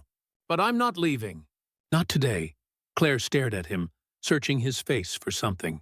Doubt, maybe, or the first sign that he'd change his mind. But Ethan had never been more certain of anything in his life. Okay, Claire said finally. Okay, but when Chloe gets fussy at 2 in the afternoon because she's teething and nothing makes her happy, when she screams for an hour straight and you feel like you're going insane, you don't get to bail. You don't get to say this is too hard. I won't. And when she's up every 2 hours tonight wanting to eat, and you're so tired you can barely see straight, I'll be here. And when you realize that parenting isn't glamorous or exciting, that it's mostly just exhausting and repetitive and sometimes boring, Claire. Ethan shifted Chloe so he could reach out and touch Claire's arm. I get it. This isn't going to be easy, but nothing worth having ever is. You taught me that, remember? Back when we were living on noodles and hope. You told me that the hard things were what made success actually mean something. Claire's breath hitched. You remember that? I remember everything. Every conversation. Every moment. Every time I should have told you that you were the best thing in my life, and I was an idiot for not realizing it sooner. A tear slipped down Claire's cheek. You're not playing fair. I'm not playing at all. This is real. This is me, trying to fix the biggest mistake of my life. They stood there in the small bedroom, Chloe between them, the morning light painting everything in soft gold. And, for the first time since Ethan had knocked on her door last night, Claire didn't look like she wanted to throw him out. She looked like she wanted to believe him. It was a start. The day passed in a blur of the mundane and the miraculous. Ethan learned how to warm bottles to exactly the right temperature. He learned that Chloe liked to be bounced a certain way when she was fussy, not too fast, not too slow, with a little dip at the bottom of each bounce. He learned that she had a favorite toy, a stuffed giraffe with floppy legs that made her smile. He learned that she'd kept working as a nurse because she loved it, even though the hours were brutal and the pay wasn't enough. He learned that she sang to Chloe every night, the same lullaby her grandmother used to sing to her. He learned that being a parent was simultaneously the most boring and most fascinating thing he'd ever experienced. They ordered lunch pizza, because Claire admitted she hadn't had good pizza in months, and ate it on the floor of the living room while Chloe napped in her pack and play. They talked about small things at first, the weather, the city, changes in their old neighborhood. Then, gradually, they talked about bigger things. I looked you up, Claire admitted, picking at her pizza crust, after Chloe was born. I typed your name into Google, and there you were. Forbes's 30 Under 30. All these articles about your company, your success. Pictures of you at fancy events with beautiful women on your arm. Ethan's stomach clenched. Those weren't, I know. They were just dates for events, professional appearances. The articles always said you were single, never in a serious relationship. Claire looked at him. Were you? In a serious relationship? No, Ethan met her eyes. I dated. Tried to, anyway. But it never went anywhere. I'd get 3, maybe 4 dates in, and I'd realize they weren't you. They didn't laugh like you. They didn't challenge me like you. They didn't make me want to be better. So I'd end it and throw myself back into work. That sounds lonely. It was. Ethan set down his pizza. I convinced myself I was better off alone, that relationships were distractions. But the truth is, I was scared. Scared of screwing up again. Scared of hurting someone else the way I hurt you. Claire was quiet for a moment. I dated too, or tried to. There was this doctor at the hospital, Dr. Jason Reed. He was nice, stable. He asked me out about a year after we broke up. Something sharp twisted in Ethan's chest, but he kept his face neutral. What happened? I said yes. We went on a few dates. He was perfect on paper. Smart, kind, good with kids. But every time he touched me, every time he tried to kiss me, I couldn't. Because he wasn't you. Claire's voice dropped. I kept comparing everyone to you, to what we had, and no one measured up.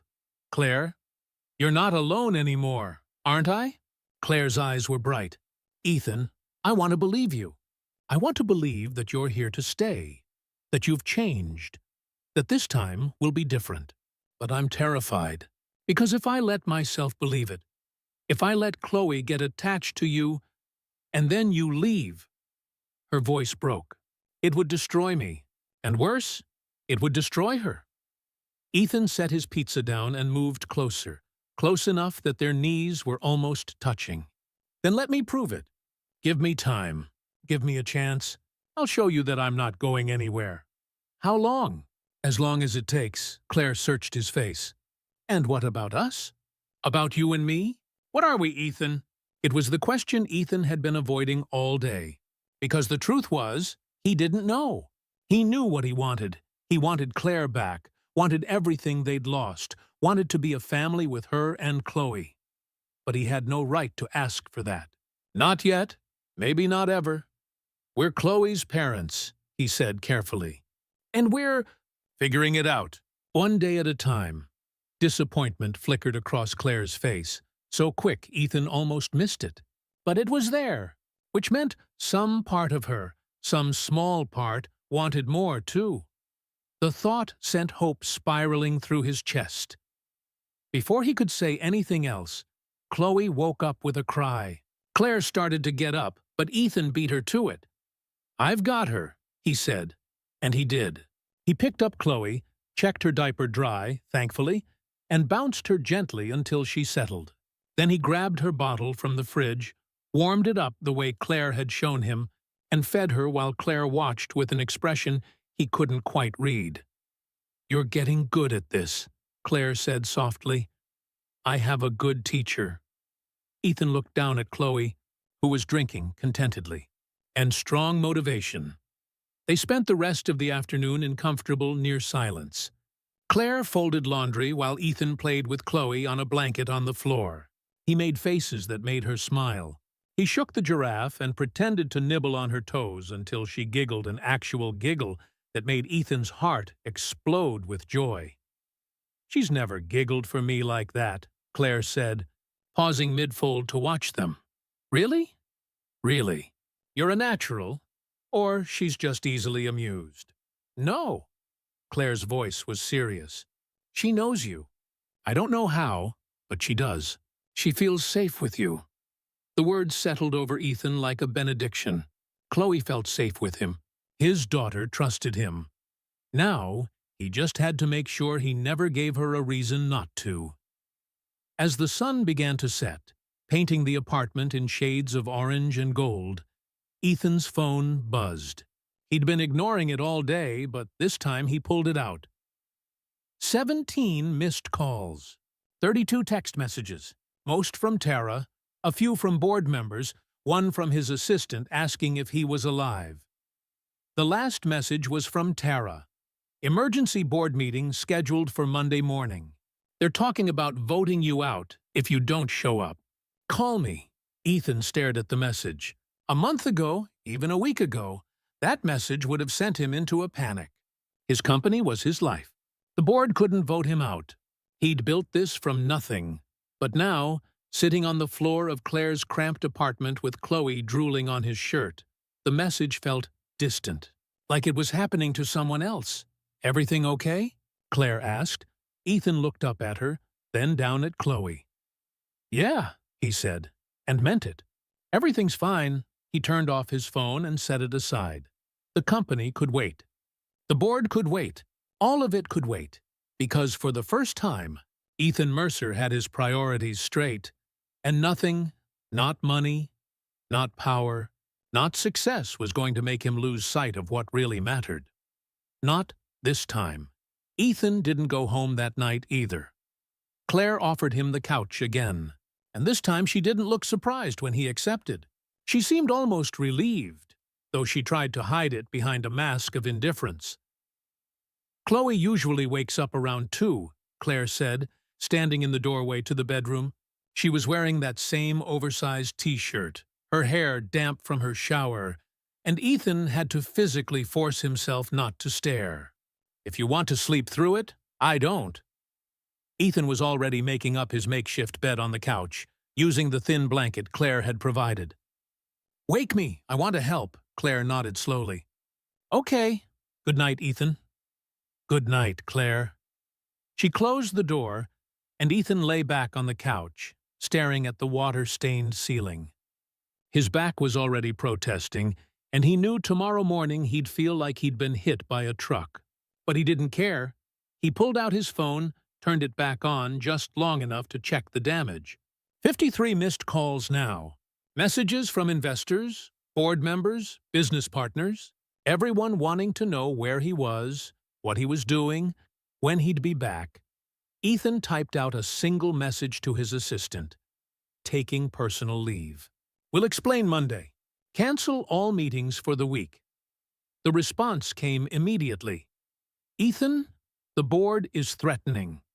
He turned the phone off again before he could read the rest. Let them threaten. Let them posture and panic. For once in his life, Ethan Mercer was choosing the people who actually mattered over the people who only mattered on paper. He closed his eyes, and despite the uncomfortable couch and the unfamiliar sounds of the building settling around him, he fell asleep almost immediately.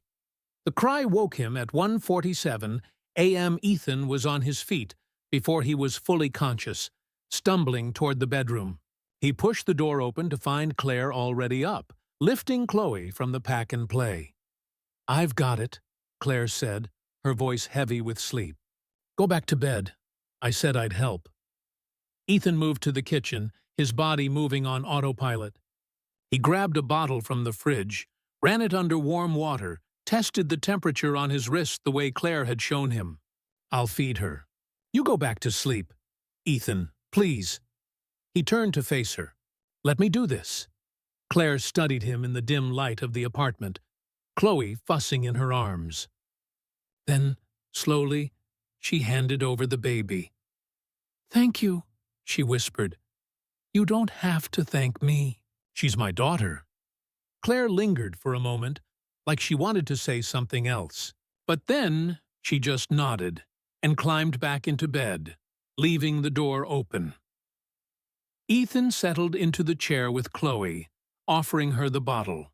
She latched on immediately, her eyes drifting half-closed in that contented way babies had when they were being fed. "Just you and me, baby girl," Ethan murmured. "Middle of the night, when the world's quiet. You know, I used to work at this hour. I'd be in my office, going over spreadsheets or preparing presentations. I thought I was being productive. I thought I was building something important." "Gentlemen," Ethan said calmly, taking his seat at the head of the table. "Ladies, I understand you have concerns." "Concerns?" Thomas Caldwell, the lead investor, practically snarled. "Ethan, you've been MIA for 3 days. You've missed critical meetings. You've ignored calls from investors. You've jeopardized deals worth hundreds of millions. And you walk in here looking like—" He gestured at Ethan's appearance. "Like this? I had a family emergency." "A family emergency." Thomas's tone made it clear he didn't believe it. "You don't have family, Ethan. You've made that abundantly clear over the years. So what's the real story? Drugs? Gambling? A breakdown?" Ethan felt his jaw tighten. "I have a daughter." The room went silent. "Excuse me?" Thomas leaned forward. "You have a what?" "A daughter. Chloe. She's 5 months old. I found out about her 3 days ago, and I've been getting to know her. And her mother. My ex-girlfriend." Tara's jaw had actually dropped. The other board members were staring at him like he'd grown a second head. "You have a child," Thomas said slowly. "And you're just telling us this now?" "I just found out myself." Ethan met his gaze steadily. "And yes, I've been absent. Yes, I've missed meetings. And yes, my priorities have shifted. But I'm still the CEO of this company. I'm still the one who built it from nothing. And I'm not going anywhere. Your contract stipulates—" "I know what my contract says." Ethan cut him off. "But I also know that without me, this company is worth half what it is with me. You can vote me out if you want. You can try to run it without me. But we both know how that'll go. It was a bluff. Sort of. The board could absolutely vote him out. But they'd be idiots to do it. And Ethan was betting they knew that." Thomas's eyes narrowed. "So what do you propose?" "I propose we restructure my role. I'll remain CEO, but I'll be working remotely 3 days a week. The other 2 days, I'll be in the office. Critical meetings, I'll attend. Everything else, I'll delegate." "That's unacceptable," another board member, Monica something, interjected. "This company requires full-time leadership. Then hire a COO. Someone who can handle day-to-day operations while I focus on strategy and big-picture decisions. I'll even take a pay cut to fund the position." That got their attention. "How much of a cut?" Thomas asked. Half. The number hurt, but Ethan didn't let it show. Half my salary goes to hiring the best COO we can find. Someone I trust. Someone who can keep things running smoothly when I'm not here. The board members exchanged glances. Ethan could see them calculating, weighing the options. On one hand, they were furious with him. On the other hand, he was still their golden goose. The genius who'd built this empire. The face of the company. We'll need to discuss this, Thomas said finally. In private. Take all the time you need. Ethan stood. But understand this. I'm not the same person I was a week ago. My daughter and her mother, they're my priority now. The company comes second. If you can't accept that, then yes, vote me out. But if you want me to stay, it's on my terms. Not yours. He walked out of the conference room with his head high, even though his heart was pounding. He'd just gambled everything. His company, his fortune, his reputation. All for a woman who barely trusted. Him and a daughter he'd known for 3 days. His father would have called him an idiot. Ethan had never been happier to prove his father wrong. The call came 2 hours later, while Ethan was back at Claire's apartment, trying to figure out how to fix the leaky faucet in the kitchen. They agreed, Tara said without preamble. The board agreed to your terms. You're still CEO. They're already putting out feelers for a COO. And Ethan? She paused. What the hell is going on? You have a daughter? I do. And you're… what? Playing house now? Walking away from everything you've built? I'm not walking away. I'm reprioritizing. There's a difference. Tara was quiet for a moment. You're serious about this? More serious than I've ever been about anything. Okay. Tara's voice softened. Okay, then. Congratulations, I guess, on the daughter. That's big.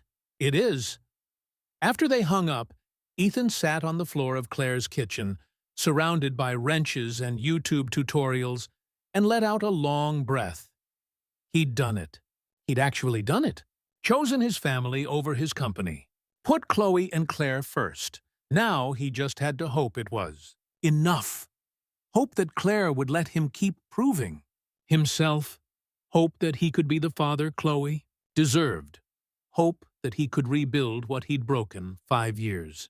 Ago, the door opened, and Claire walked in, still in her scrubs, looking exhausted. She stopped when she saw Ethan on the floor, tools spread around him, his shirt soaked from where he'd apparently made the leak worse before figuring out how to fix it. "What are you doing?" she asked, but there was laughter in her voice. "Fixing your faucet. Or trying to. It's harder than YouTube made it look.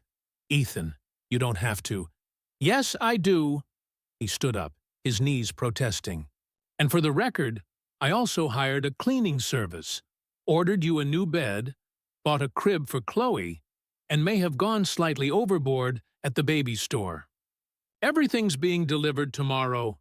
Claire's mouth opened, then closed. "You what?" "You needed help. So I helped." "Ethan, I can't accept. It's not for you." "Well, some of it is. The bed, definitely. Because I've slept on that mattress, Claire, and it's basically a torture device. But most of it is for Chloe. She's my daughter. I'm providing for her. That's non-negotiable." Claire just stared at him, emotions warring on her face. Gratitude, frustration, fear, hope. "There's something else," Ethan said. "I went to my board meeting today, and I quit, sort of. I'm still CEO, but I'm working part-time now. 3 days a week from home. I told them you and Chloe are my priority now, and the company comes second." Claire's legs seemed to give out. She sank onto the couch, her face pale. "You didn't." "I did." "Ethan, that's your life. Your entire life?" "No." Ethan crossed to her, kneeling in front of the couch so they were eye level. "You and Chloe are my life. The company is just what I do, and I finally figured out the difference." A tear slipped down Claire's cheek, then another. Then she was crying, really crying, her shoulders shaking. Ethan reached for her. And this time Claire didn't pull away. She collapsed into his arms, sobbing against his chest, and Ethan held her, stroking her hair, murmuring that it was okay, that he was here, that he wasn't going anywhere. "I'm so tired," Claire choked out. "I'm so tired of doing this alone, of being strong all the time, of pretending I'm okay when I'm not." "Then let me help. Let me be strong for you." Claire pulled back, her face blotchy and red, her eyes searching his. "What if you leave? What if this is all just guilt and novelty, and in a month you realize this isn't what you want? That's not going to happen." "You don't know that." "Yes, I do." Ethan cupped her face in his hands. "Claire, I loved you 5 years ago. I love you now. I never stopped. And I know I don't have the right to say that. I know I threw it all away. But it's the truth. You and Chloe, you're everything. And I'm not losing you again." Claire's breath caught. "Ethan, you don't have to say it back. You don't have to feel the same way. But I needed you to know. I needed you to understand why I'm here. Why I'm staying. It's not guilt. It's not obligation. It's love. It's always been love." Claire closed her eyes, fresh tears streaming down her face. "You broke my heart, I know, and I'll spend the rest of my life trying to fix it. If you'll let me." They stayed like that, frozen in the moment. The future uncertain, but no longer quite so scary. And when Chloe cried from downstairs, Mrs. Lynn must have brought her back. They broke apart, both of them wiping their eyes, both of them trying to compose themselves. "We should get her," Claire said. "Yeah." Ethan stood, offering his hand. Claire took it, and together, they went to get their daughter. 3 weeks. Ethan had been part of Chloe's life for 3 weeks, and already he couldn't remember what his world had looked like without her. The expensive furniture he'd ordered had arrived and transformed Claire's apartment. The saggy mattress was gone, replaced by a proper bed with a real frame.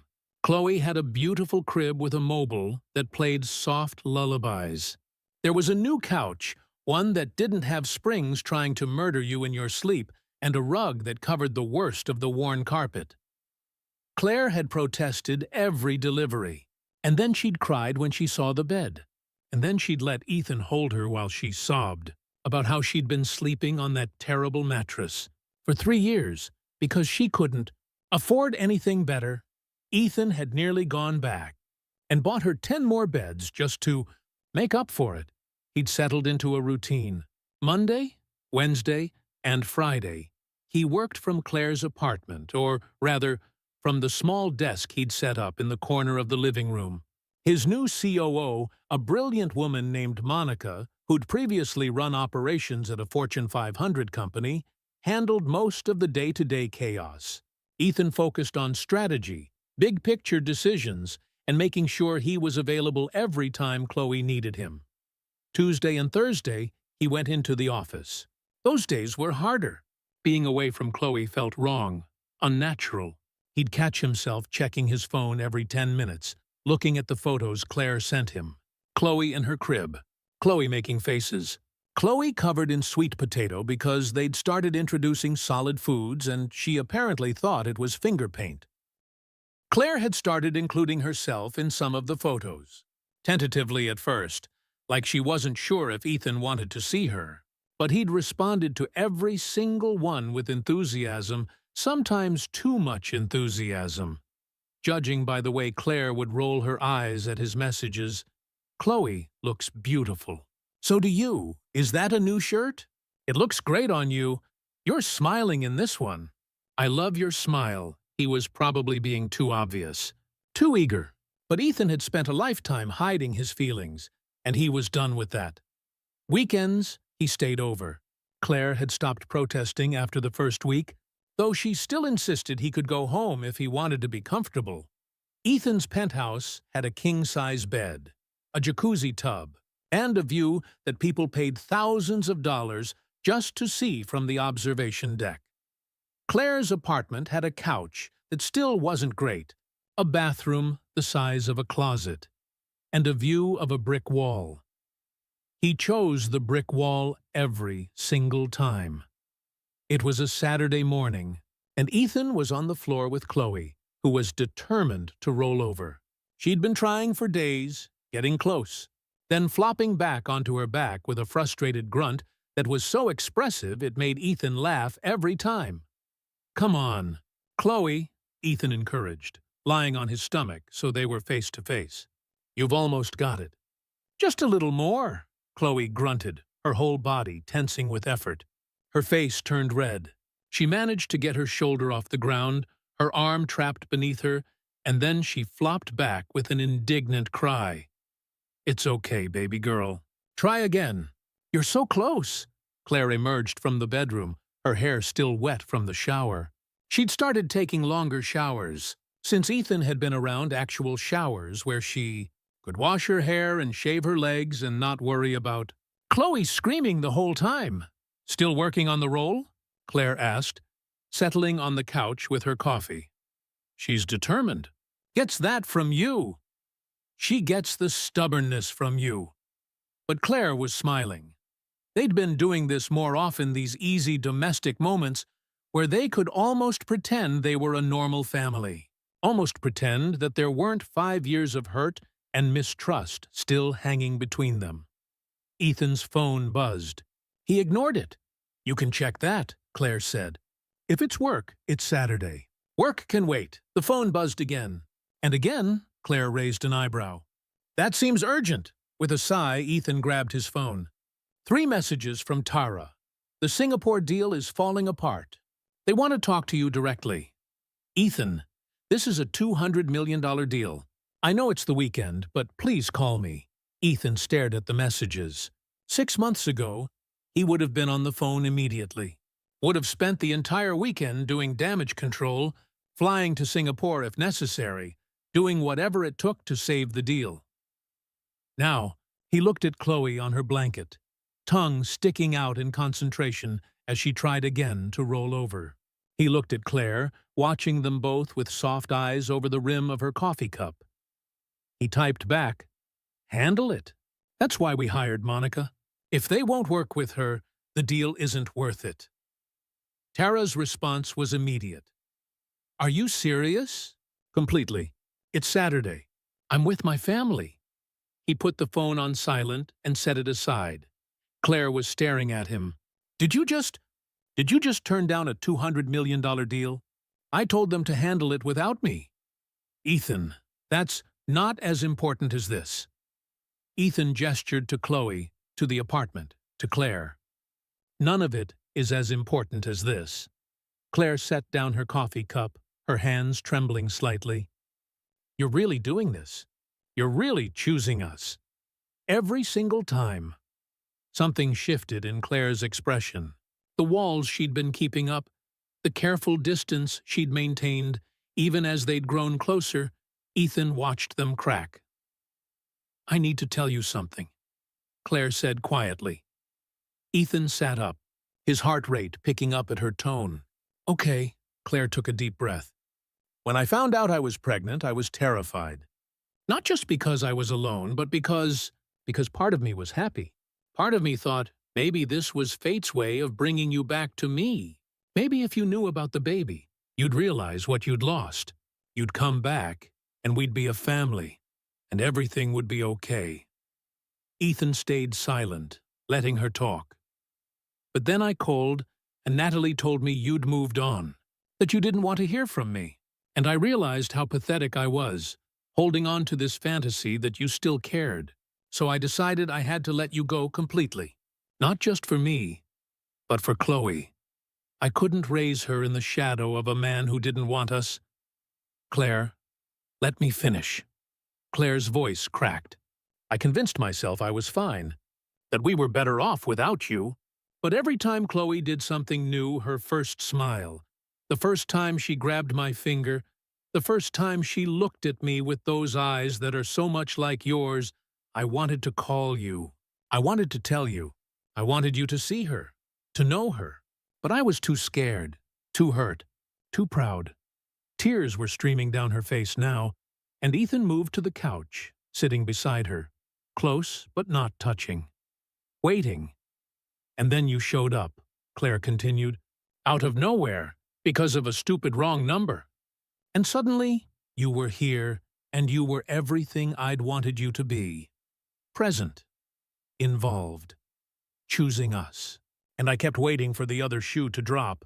Kept waiting for you to get bored or distracted or remember that your real life was out there somewhere, not in this crappy apartment with a broke single mom and a baby.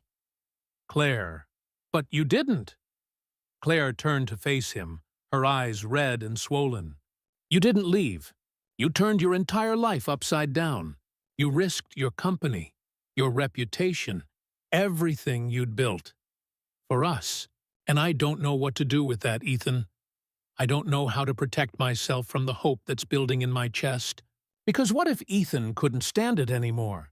He reached for her, pulling her into his arms, and Claire came willingly, burying her face in his chest. I'm not leaving, Ethan said firmly. Claire, listen to me. I'm not leaving. Not today, not tomorrow, not ever. You can push me away. You can test me.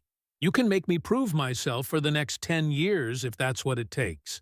But I'm not going anywhere. Chloe is my daughter. And you... He pulled back so he could see her face. You're the love of my life. You always have been, even when I was too stupid to realize it. Ethan, I mean it. I love you. I never stopped loving you. And I know you don't trust me yet. I know I have to earn that. But I'm all in, Claire. Completely, terrifyingly all in. Claire's hands fisted in his shirt. I'm scared.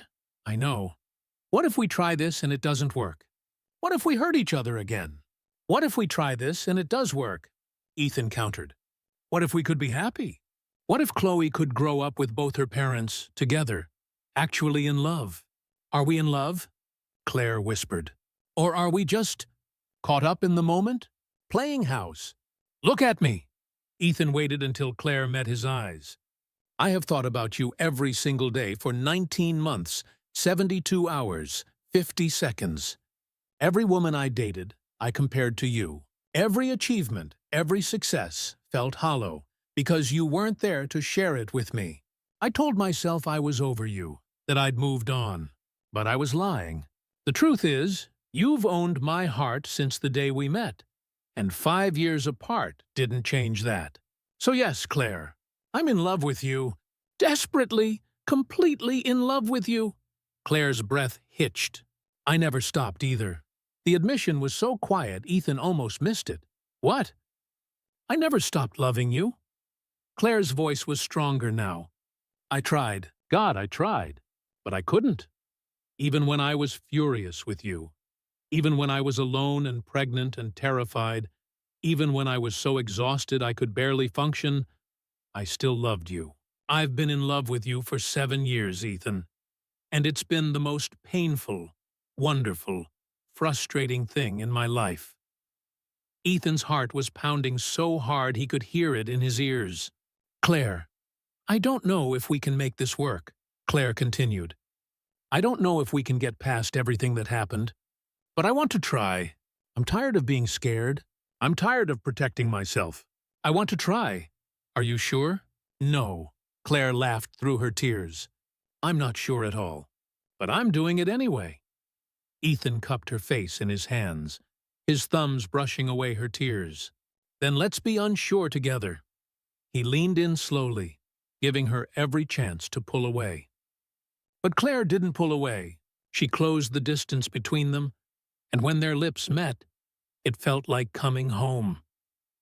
The kiss was soft at first, tentative, both of them testing the waters. Then Claire made a small sound in the back of her throat and pressed closer, and Ethan's control shattered. He kissed her deeper, one hand tangling in her still damp hair, the other pulling her closer. They broke apart, both breathing hard, and Ethan rested his forehead against hers. I've missed you, he whispered. So much. I've missed you too. From her blanket, Chloe let out a triumphant squeal.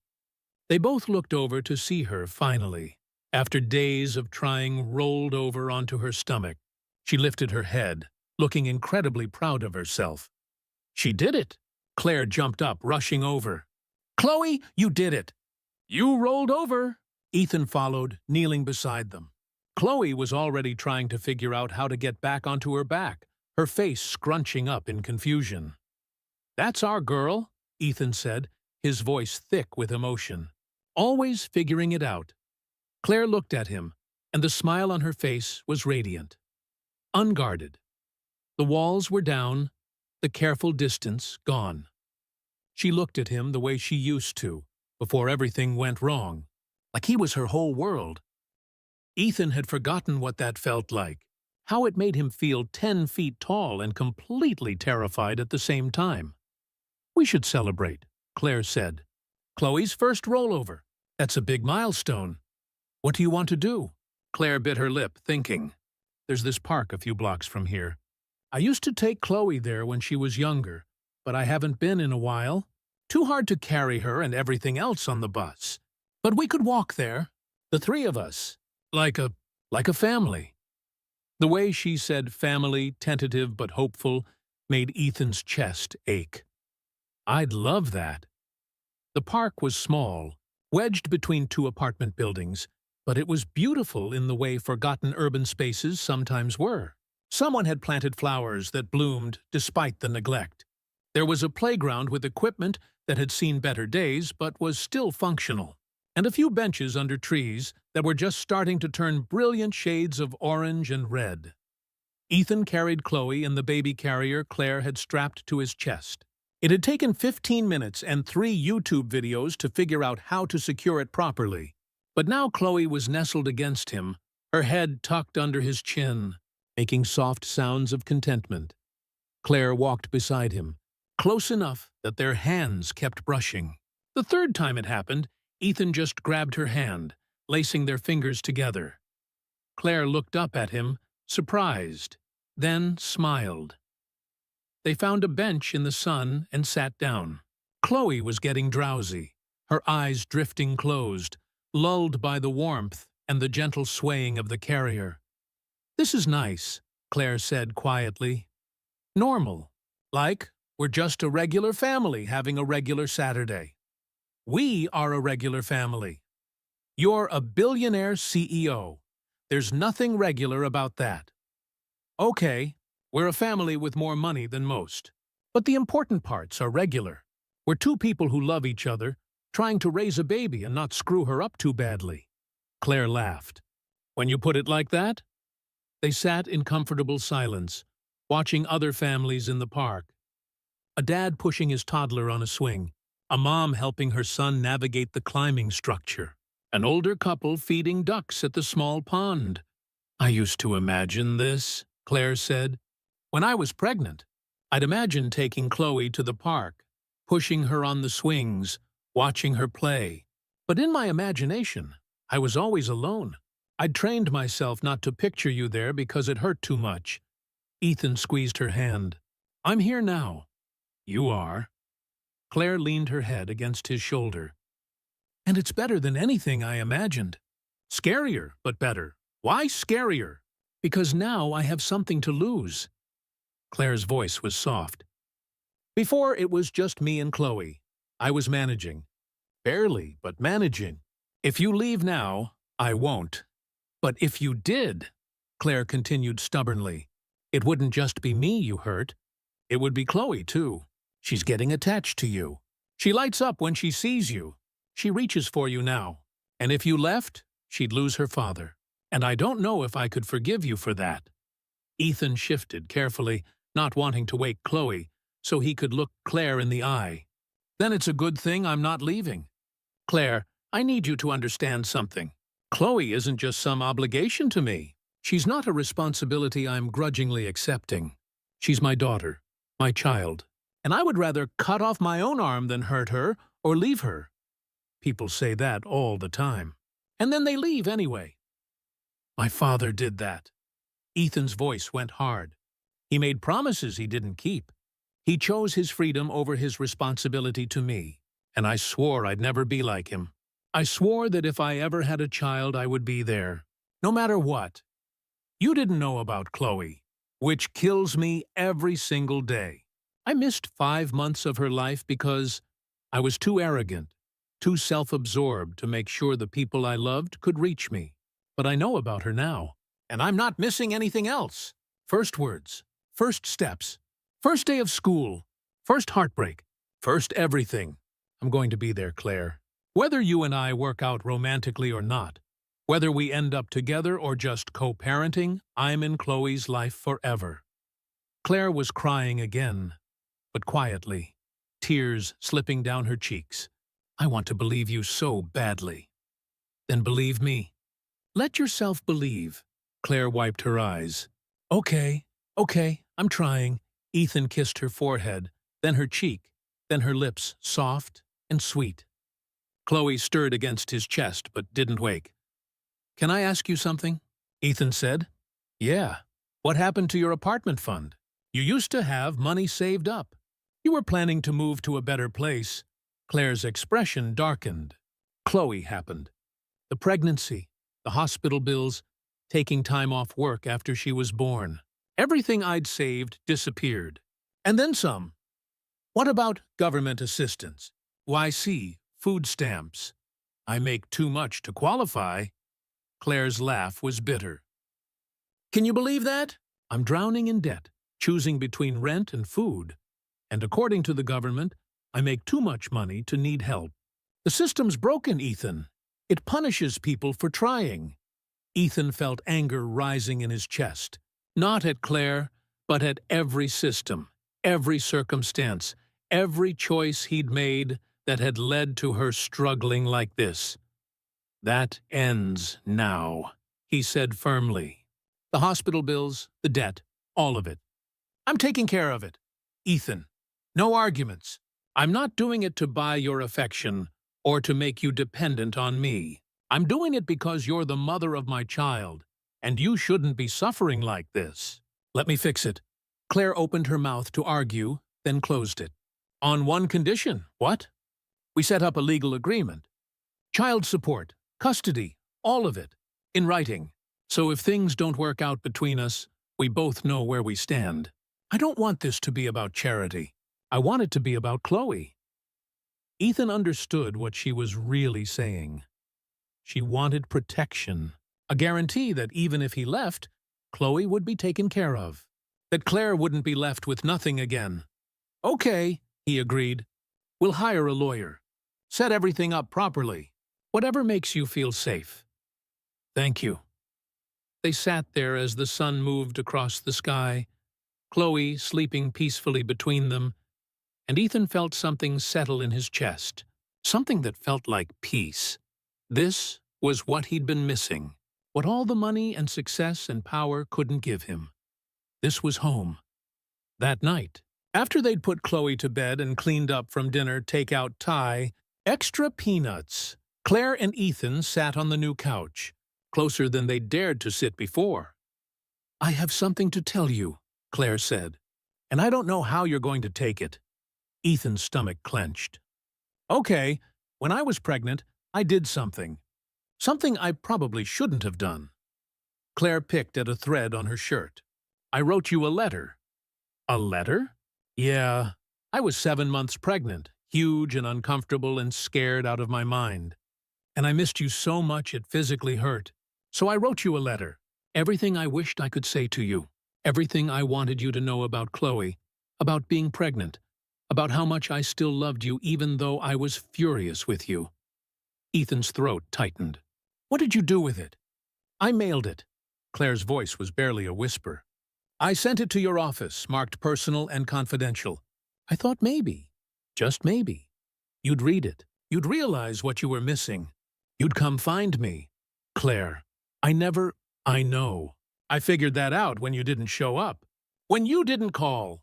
I realized either you got the letter and didn't care, or it never reached you. Either way, you weren't coming. Claire finally looked at him. Which was it, Ethan? Did you get the letter? Ethan thought back. 7 months before Chloe was born would have been February. He'd been in the middle of the biggest deal of his life, flying between 3 cities a week, sleeping maybe 4 hours a night. I don't know, he admitted. If it came to my office, Natalie probably intercepted it like she did your calls. Or it got lost in the hundreds of other pieces of mail I was getting. I don't, Claire. If I'd seen it, if I'd known, would you have come? The question hung in the air, and Ethan realized he didn't have a good answer. Because at that moment, in the middle of the most important deal of his career, would he have dropped everything for a letter from an ex-girlfriend? He wanted to say yes, but he honestly didn't know. I'd like to think I would have, he said slowly.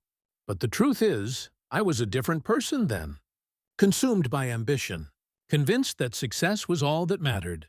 So maybe I wouldn't have. Maybe I would have read it and told myself I'd deal with it after the deal closed. Maybe I would have found a way to rationalize putting it off. Claire nodded, like that was the answer she'd expected. At least you're honest. But I'm not that person anymore. Ethan turned to face her fully. That deal, the one I was so obsessed with, it made me rich. It made me powerful. It made me exactly what I thought I wanted to be. And it meant nothing. Absolutely nothing.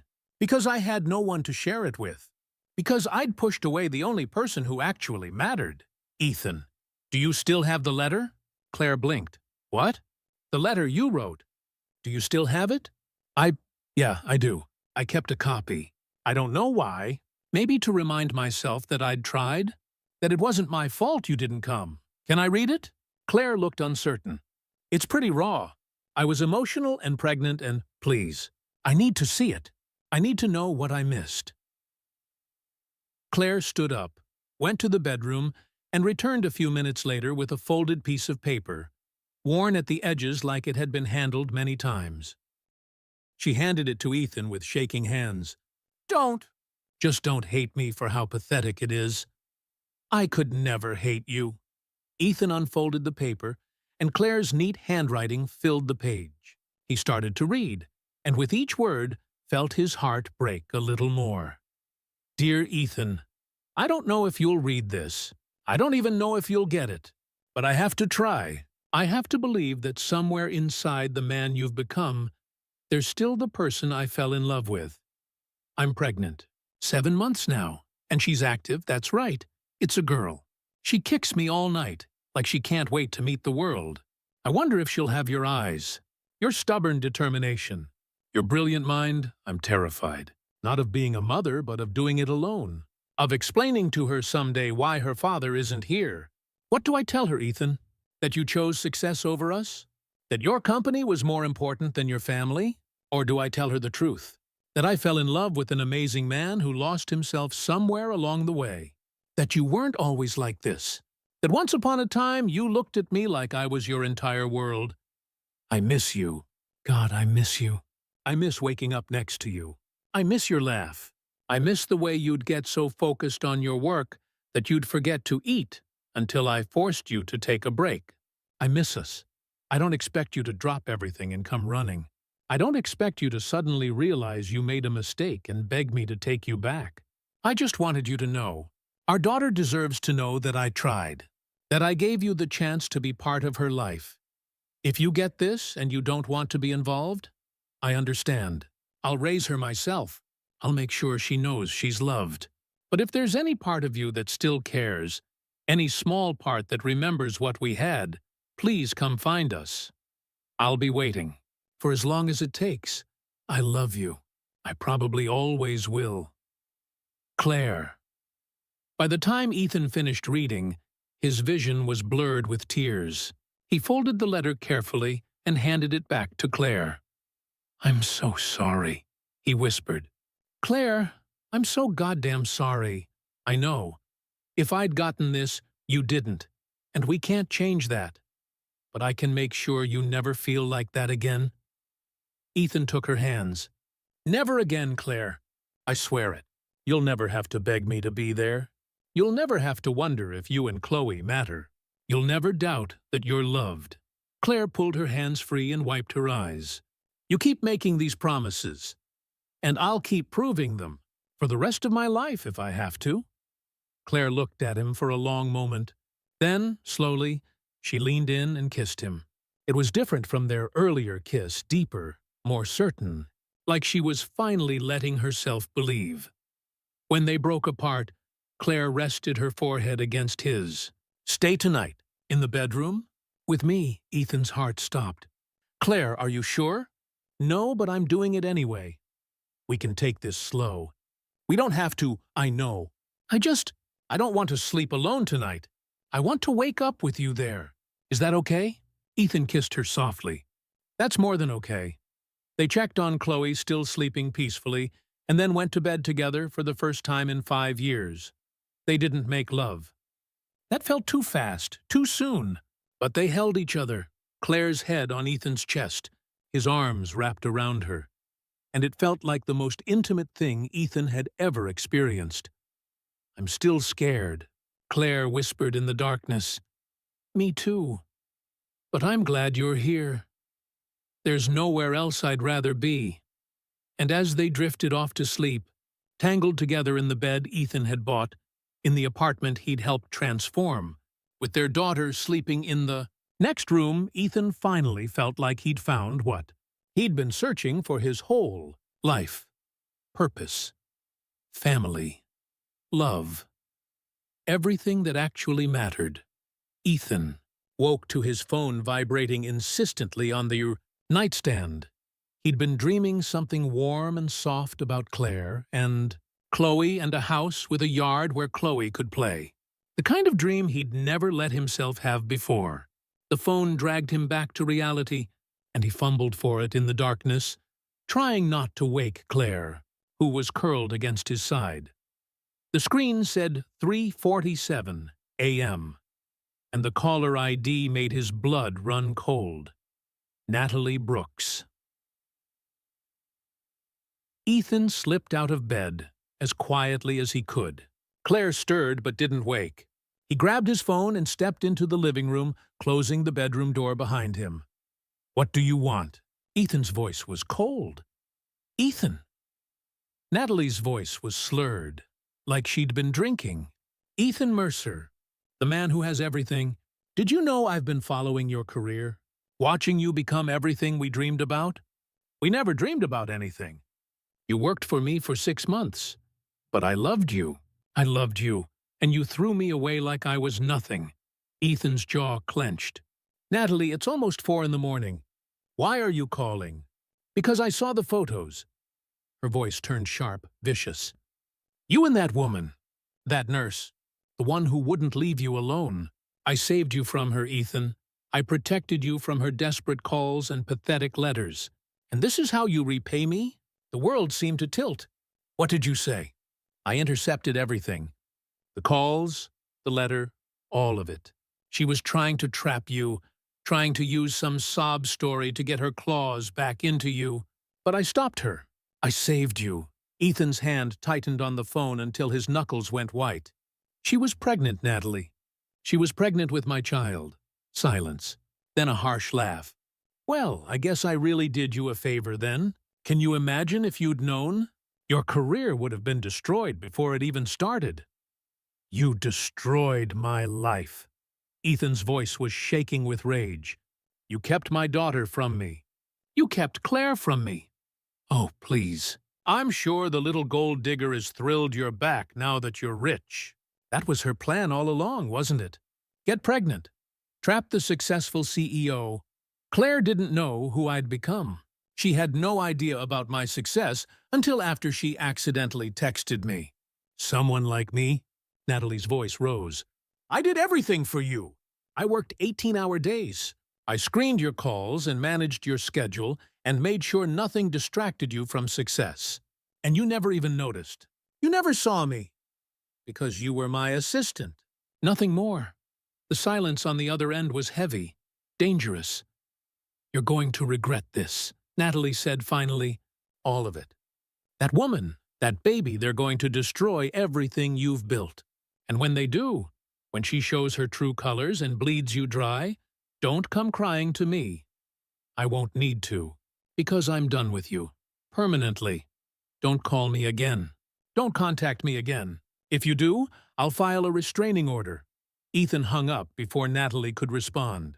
His hands were shaking, his heart pounding with adrenaline and fury. He wanted to throw the phone across the room, wanted to scream, wanted to find Natalie and Ethan. He turned to find Claire in the doorway, wrapped in an oversized t-shirt, her hair messy from sleep. "Is everything okay? I heard you talking." Ethan took a breath, trying to calm down. "That was Natalie, my old assistant, the one who intercepted your calls." Claire's face went pale. "Why is she calling you?" "To gloat, to tell me she saw photos of us together, to admit that she kept you from me on purpose." Ethan ran his hand through his hair. "She intercepted your letter, Claire. The one you wrote when you were pregnant. She got it and threw it away." Claire's hand flew to her mouth. "Oh my God. If I'd gotten that letter, if I'd known about those calls." Ethan's voice broke. "I would have come. No matter what deal I was chasing, no matter what meeting I had, I would have dropped everything and come to you." "I know." Claire crossed to him, taking his hands. "Ethan, I know. It's not your fault, but it is. I created an environment where someone like Natalie had that much power. I was so obsessed with my career that I didn't pay attention to who I was trusting. I let her gatekeep my entire life. You didn't know. I should have." Ethan pulled Claire into his arms, holding her tight. "I should have made sure, should have checked in with you myself instead of assuming silence meant you'd moved on. I'm so sorry, Claire, for all of it." Claire's arms came around him, and they stood there in the dark living room, holding each other while the weight of what they'd lost, what had been stolen from them, settled between them. "What do we do now?" Claire asked finally. "Now we move forward." Ethan pulled back to look at her. "We can't change what happened, but we can make damn sure nothing like it ever happens again. And Claire, I want you to move in with me." Claire blinked. "What?" "My penthouse. It has 3 bedrooms, 2 bathrooms, an actual kitchen. There's space for Chloe to play, room for you to breathe. You wouldn't have to work doubles just to make rent. You could actually sleep. Please, Claire, let me take care of you both properly." "Ethan, that's too fast." "Is it?" Ethan cupped her face. "We have a daughter together. We love each other. Why does it matter how fast we're moving? Because what if it doesn't work? What if we try living together and we drive each other crazy? Then Chloe's caught in the middle, and then we figure it out. But Claire, look at this place." Ethan gestured around the apartment. "You've made it as nice as possible, but it's still falling apart. The plumbing barely works. The heat is unreliable. The neighborhood isn't safe. You deserve better. Chloe deserves better." "I know, but, and I'm not saying you have to quit your job or depend on me completely. Keep working if you want to. Keep your independence. But let me provide a safe, comfortable home for our daughter. Please." Claire bit her lip, emotions warring on her face. "I need to think about it." "Okay." Ethan kissed her forehead. "Take all the time you need, but know that the offer stands. Always." From the bedroom, Chloe started to cry her hungry cry that meant she'd be screaming in about 30 seconds if she wasn't fed immediately. "I'll get her," they said simultaneously, then laughed. "Together?" Claire suggested. "Together." They went to Chloe's crib, and Ethan lifted his daughter, their daughter, who immediately stopped crying, and looked at him with those dark eyes so like his own. "Hey, baby girl," Ethan whispered. "Sorry we woke you with our drama. Let's get you fed." As Claire prepared the bottle and Ethan changed Chloe's diaper, he was getting pretty good at it. Now he felt something settle in his chest, a certainty he hadn't felt in years. This was his family. These 2 people were his whole world, and he would spend the rest of his life making sure they knew it. Natalie had tried to destroy them. They'd found their way back to each other despite everything, and nothing, not old grudges, not wounded pride, not the ghosts of mistakes past, was going to tear them apart again. "Ethan," Claire said as he fed Chloe, her voice soft in the pre-dawn darkness. "Yeah? Ask me again. About moving in. Ask me again in a week, after I've had time to really think about it." "Okay." "And Ethan? I'm pretty sure I'm going to say yes." Ethan looked up at her, his heart soaring. "Yeah? Yeah." Claire smiled. that beautiful smile that lit up her whole face. "Because you're right. We're a family, and families should be together." Ethan wanted to kiss her, wanted to celebrate, wanted to shout his joy from the rooftops. But Chloe was still eating, content and peaceful in his arms. And that mattered more than any celebration, so he just smiled back at Claire and thought, This is everything." The moving truck arrived on a Thursday afternoon, 2 weeks after Claire had said yes. Ethan stood in the doorway of the apartment, soon-to-be former apartment, watching the movers carry out the last of the boxes. Claire was at work, her final shift at the hospital before taking a month off. She'd been nervous about the time away, worried about money despite Ethan's assurances, but he'd convinced her that Chloe needed her, that they both did. Mrs. Lynn appeared in the hallway, her sharp eyes taking in the organized chaos. "So, you're really doing this," she said. It wasn't a question. "We are." Ethan turned to face her. "Thank you, by the way, for everything you did for Claire and Chloe. For watching Chloe when Claire couldn't afford anyone else. For being there when I wasn't." Mrs. Lynn waved her hand dismissively. "That girl needed help. And that baby, she's special. Anyone could see that. She is. You better take care of them." Mrs. Lynn's voice turned stern, her finger jabbing toward Ethan's chest. "That Claire, she's been through enough. She doesn't need another man breaking her heart. I won't. I promise you, I won't." Mrs. Lynn studied him for a long moment, her weathered face unreadable. Then she nodded. "Good, because if you do, I know where you live now. And I have grandsons who are very protective." Despite the threat, Ethan smiled. "Noted." Chloe started fussing from where she sat in her carrier, and Mrs. Lynn's expression immediately softened. "Let me hold her. One last time before you take her away to your fancy penthouse." Ethan carefully lifted Chloe out and handed her to Mrs. Lynn, who cooed at the baby in rapid Cantonese. Chloe, who'd been on the verge of crying, settled immediately, fascinated by Mrs. Lynn's animated face. "She's going to be beautiful," Mrs. Lynn said. "Smart, too, I can tell. She watches everything. This one takes it all in. She gets that from her mother. And the stubbornness? That from you?" Ethan laughed. "Probably." Mrs. Lynn handed Chloe back, her eyes suspiciously bright. "You bring her to visit, yes? Don't forget about us little people now that you're moving to the sky." "We'll visit, I promise. And Mrs. Lynn, if you ever need anything, I don't need charity. It's not charity. It's family taking care of family." The old woman's eyes narrowed, then softened. She patted Ethan's cheek hard enough to sting. "You're not so bad. For a rich man. I'll take that as a compliment." After Mrs. Lynn left, Ethan looked around the empty apartment one last time. This place had been Claire's home for 3 years. Chloe's only home. The walls had witnessed their struggles, their tears, their small victories. But now it was time for something better. The penthouse felt different with Claire's things in it. Chloe's crib was set up in the nursery, a room Ethan had never used, had basically been storage for things he'd bought and forgotten about.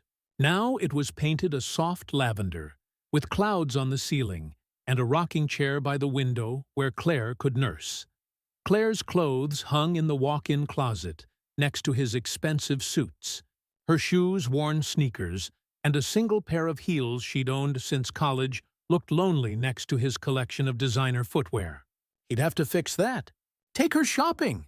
Buy her things that weren't necessities, but just things that made her happy. The bathroom counter now held her toiletries.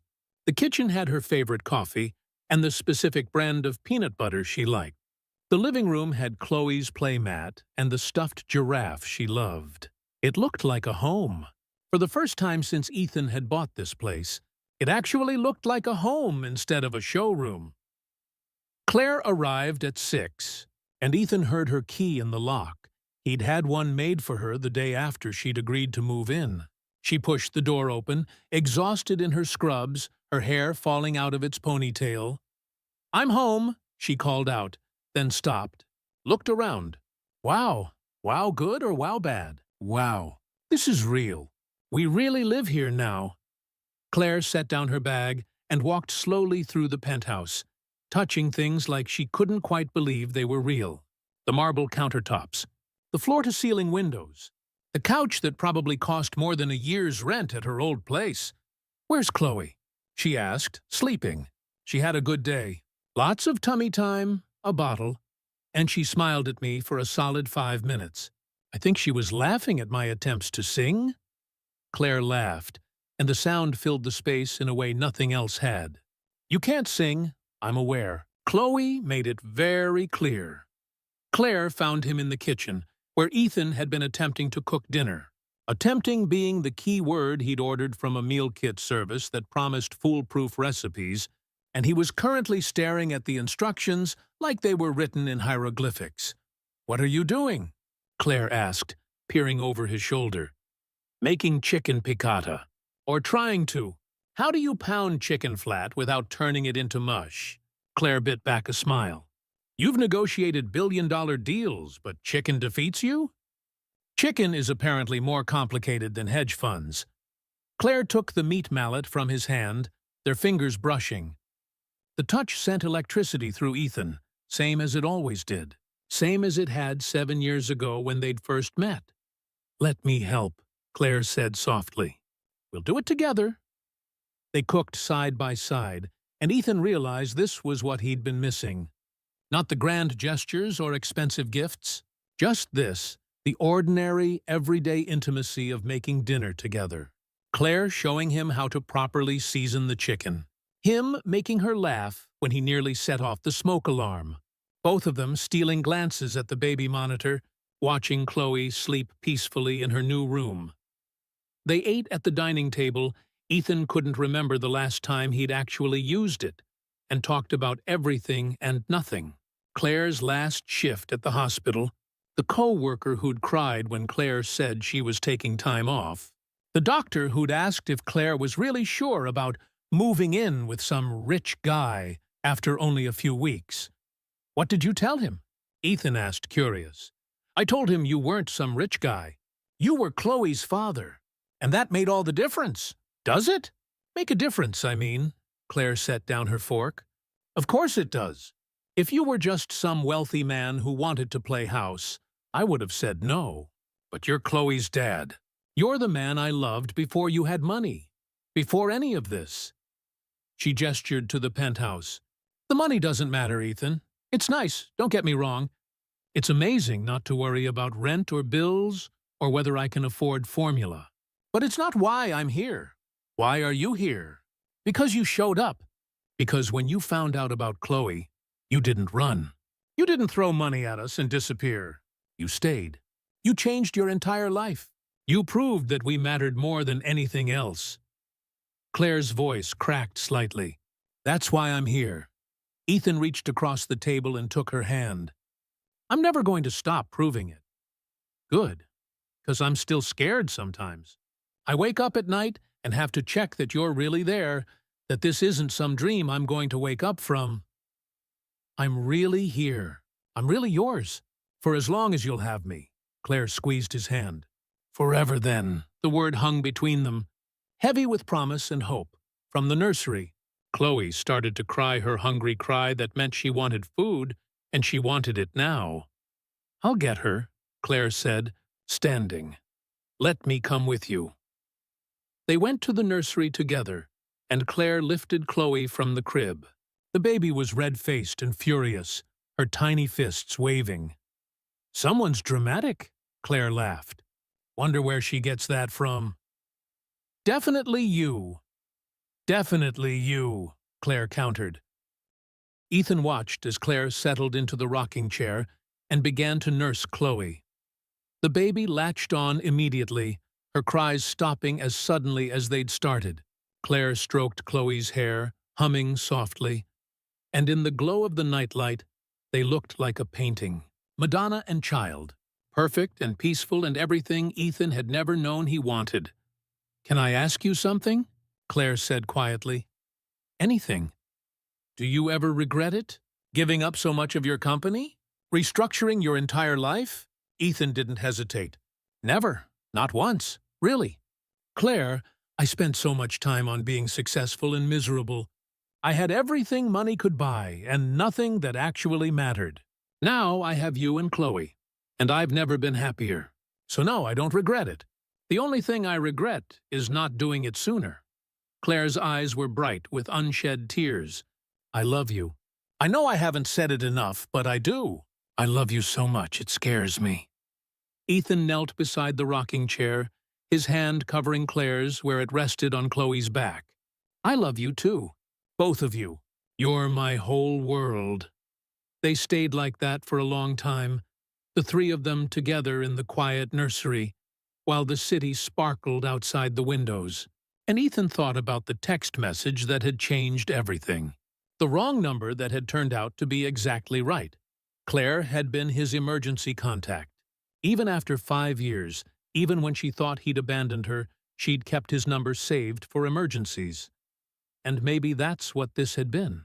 An emergency. A last chance for both of them to get it right. To build the life they should have had all along. Ethan? Claire whispered. Chloe had fallen asleep nursing, her tiny hand still grasping Claire's finger. Yeah? Thank you. For finding us. For not giving up. For being the man I always knew you could be. Ethan kissed her forehead, then leaned down to kiss Chloe's soft hair. Thank you for letting me. Later that night, after Chloe was asleep and they'd cleaned up from dinner, Ethan found Claire standing at the floor-to-ceiling windows, looking out at the city below. It's beautiful, she said, as he came up behind her, wrapping his arms around her waist.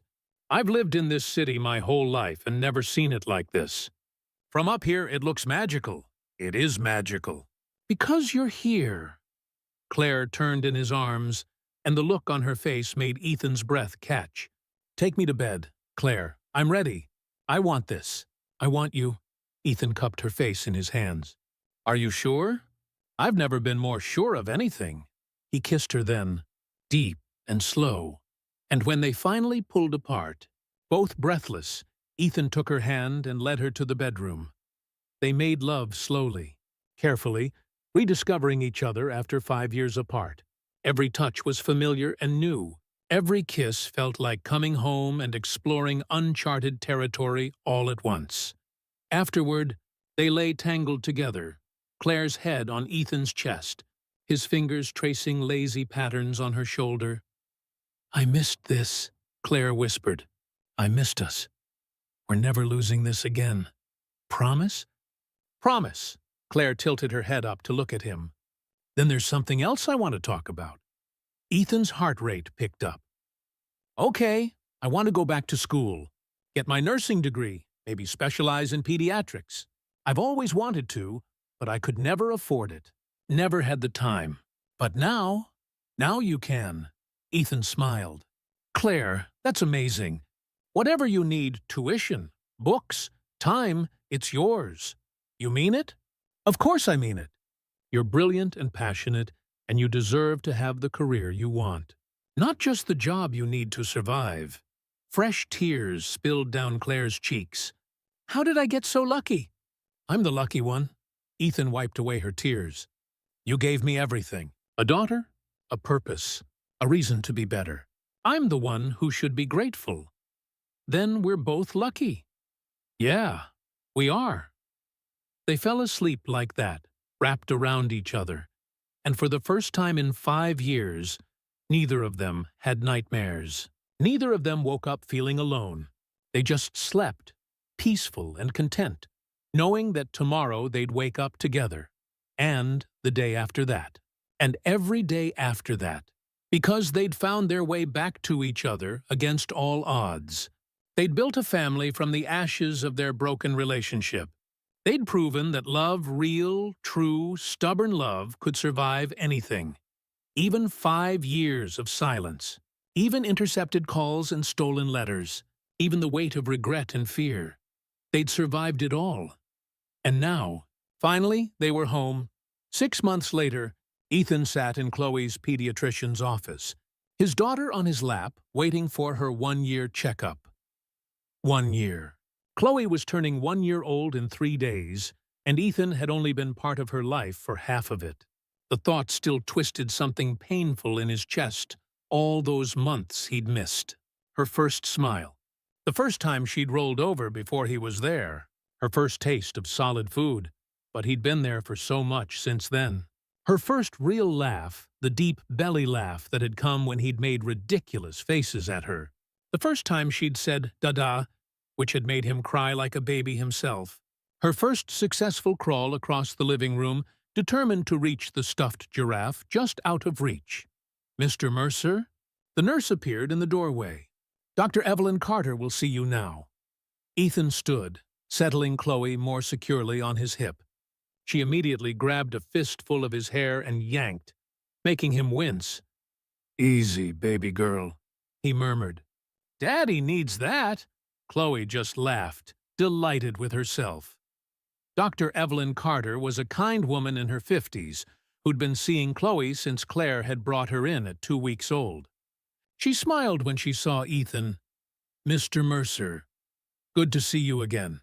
Where's Claire today?" "Final exam. For her nursing program." Ethan couldn't keep the pride out of his voice. "She's been studying non-stop. Good for her." Dr. Evelyn Carter began examining Chloe, who submitted to the poking and prodding with remarkable patience. "Chloe looks wonderful. Growing perfectly. Her motor skills are excellent. Claire mentioned she's already trying to pull herself up on furniture. Constantly. We've had to baby-proof everything. She's fearless. She gets that from both of you, I imagine." Dr. Evelyn Carter smiled. "Any concerns I should know about?" Ethan hesitated. There was something he'd been meaning to ask, something that had been nagging at him for weeks. "Actually, yes. Is it normal for her to be so quiet? I mean, she babbles and makes sounds, but she doesn't cry much. Even when she's hungry or tired or needs changing, she just sort of waits. Like she's learned not to ask for things." Dr. Evelyn Carter's expression grew serious. "That's actually an excellent observation. Mr. Mercer, what you're describing is sometimes seen in infants who've experienced periods of neglect, not intentional neglect," she added quickly, seeing Ethan's face, "but situations where crying didn't consistently result in their needs being met. Over time, they learn to self-soothe excessively, to not demand attention because they've adapted to not receiving it immediately." Ethan felt sick, because Claire was doing it alone. Because she was working so much, she couldn't always respond right away. Claire did an extraordinary job under impossible circumstances, Dr. Evelyn Carter said firmly. "Chloe is healthy, well-adjusted, and clearly loved. What you're seeing isn't damage, it's adaptation. And now that her environment has changed, now that she has 2 parents who are consistently responsive, she'll likely adjust again." Children are remarkably resilient, but Ethan couldn't shake the guilt that settled over him like a heavy blanket. Chloe had learned not to cry because Claire had been stretched so thin, because Ethan hadn't been there to help shoulder the burden. "The good news," Dr. Evelyn Carter continued, "is that you're here now. Both of you are giving her exactly what she needs. Consistency, love, attention, that's what matters going forward." Ethan nodded, but the words felt hollow. He'd missed so much. And Chloe had paid the price.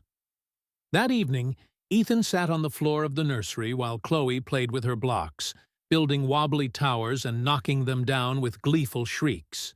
Claire was still at school, taking her final exam, and Ethan had ordered dinner to be delivered, so she wouldn't have to worry about cooking when she got home. His phone rang. An unknown number. Ethan almost ignored it, but something made him answer. "Hello? Ethan Mercer?" The voice was female, professional, unfamiliar. Speaking. "My name is Detective Laura Hayes. I'm with the NYPD. I'm calling regarding a Natalie Brooks. I understand you used to employ her?" Ethan's blood ran cold. "Yes, years ago. Why?" "Ms. Brooks was arrested this morning for stalking and harassment. During the investigation, we found extensive records of her activities, including interference with your personal communications approximately 2 years ago. Mr. Mercer, I think you should come down to the station. There's something you need to see. The police station was exactly as grim as Ethan expected. Detective Hayes led him to a small conference room where file folders and printouts were spread across the table. We arrested Ms. Brooks after she attempted to break into your building, the detective explained. The doorman recognized her from a previous incident and called us. When we searched her apartment, we found, well, this. She gestured to the table, and Ethan stepped closer, his stomach churning. Photos. Hundreds of them. Of him, of Claire, of Chloe. Some were clearly taken from a distance with a telephoto lens. Others looked like they'd been pulled from social media, printed out, annotated with angry red pen. She's been following you for months, Detective Hayes said quietly. Ever since photos of you and Ms. Donovan appeared online, she has detailed logs of your movements, your routines. And these, she pulled out another folder. These are copies of correspondence she intercepted 2 years ago.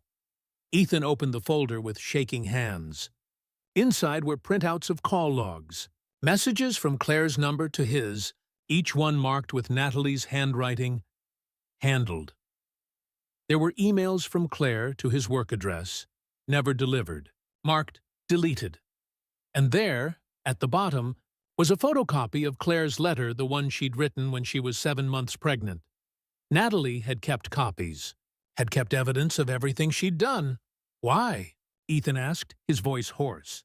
Why would she do this? According to her statements, she believed she was protecting you, that Miss Donovan was trying to trap you, to ruin your career before it started. Detective Hayes's expression was sympathetic. She claims she was acting in your best interests. She stole 5 months of my daughter's life from me. I know, and she'll face consequences for that, though unfortunately, much of what she did falls outside the statute of limitations. The stalking charges, however, those we can prosecute. She'll likely serve time. Ethan sat down heavily. In one of the plastic chairs, Chloe, Claire, 2 years ago, of struggle and pain and loneliness because one person had decided she knew what was best for him. There's something else, Detective Hayes said.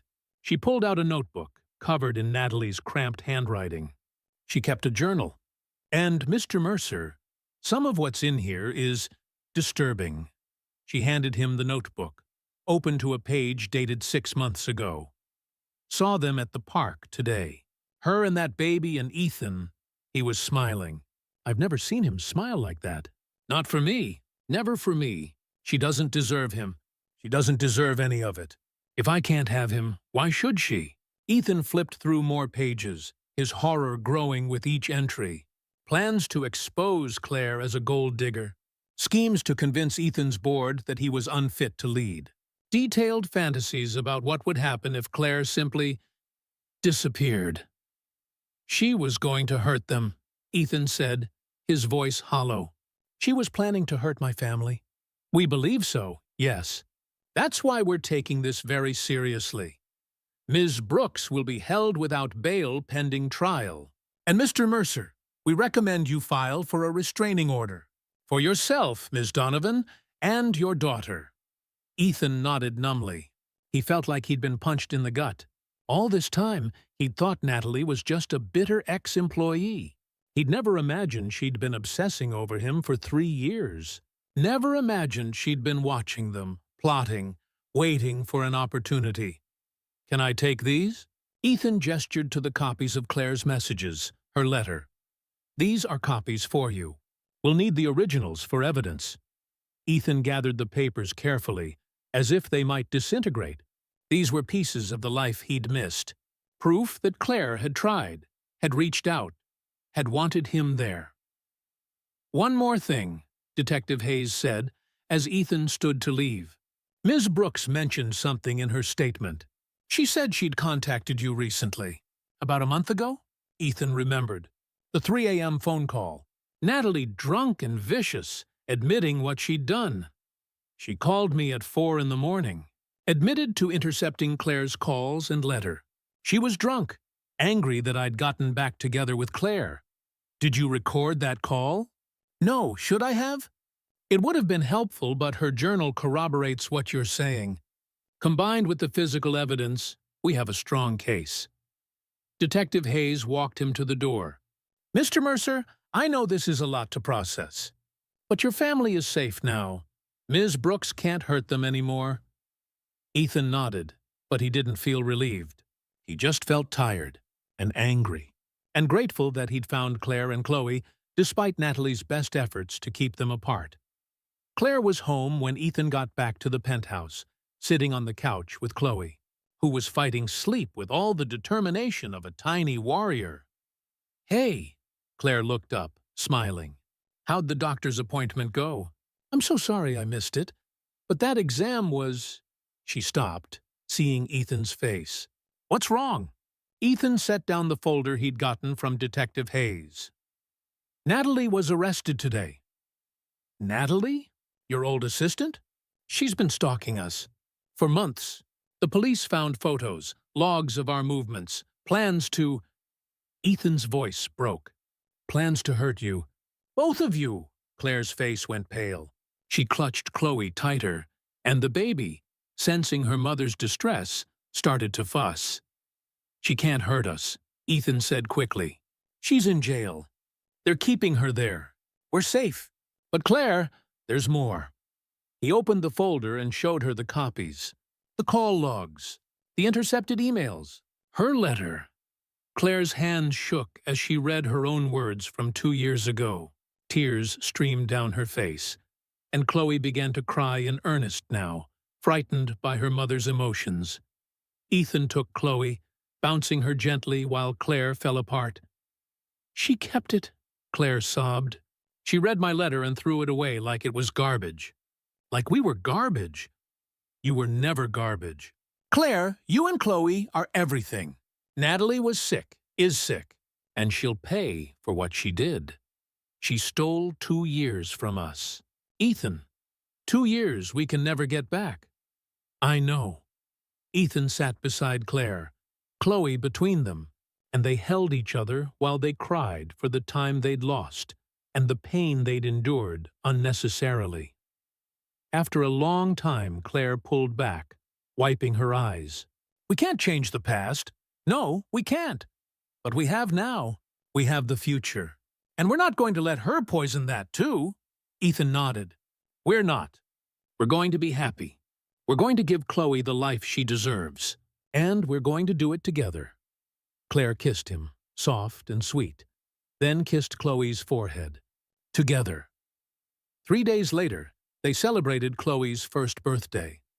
It was a small party, just Claire, Ethan, Mrs. Lynn, a few of Claire's nurse friends, and Monica from Ethan's company, who'd become a friend over the past months.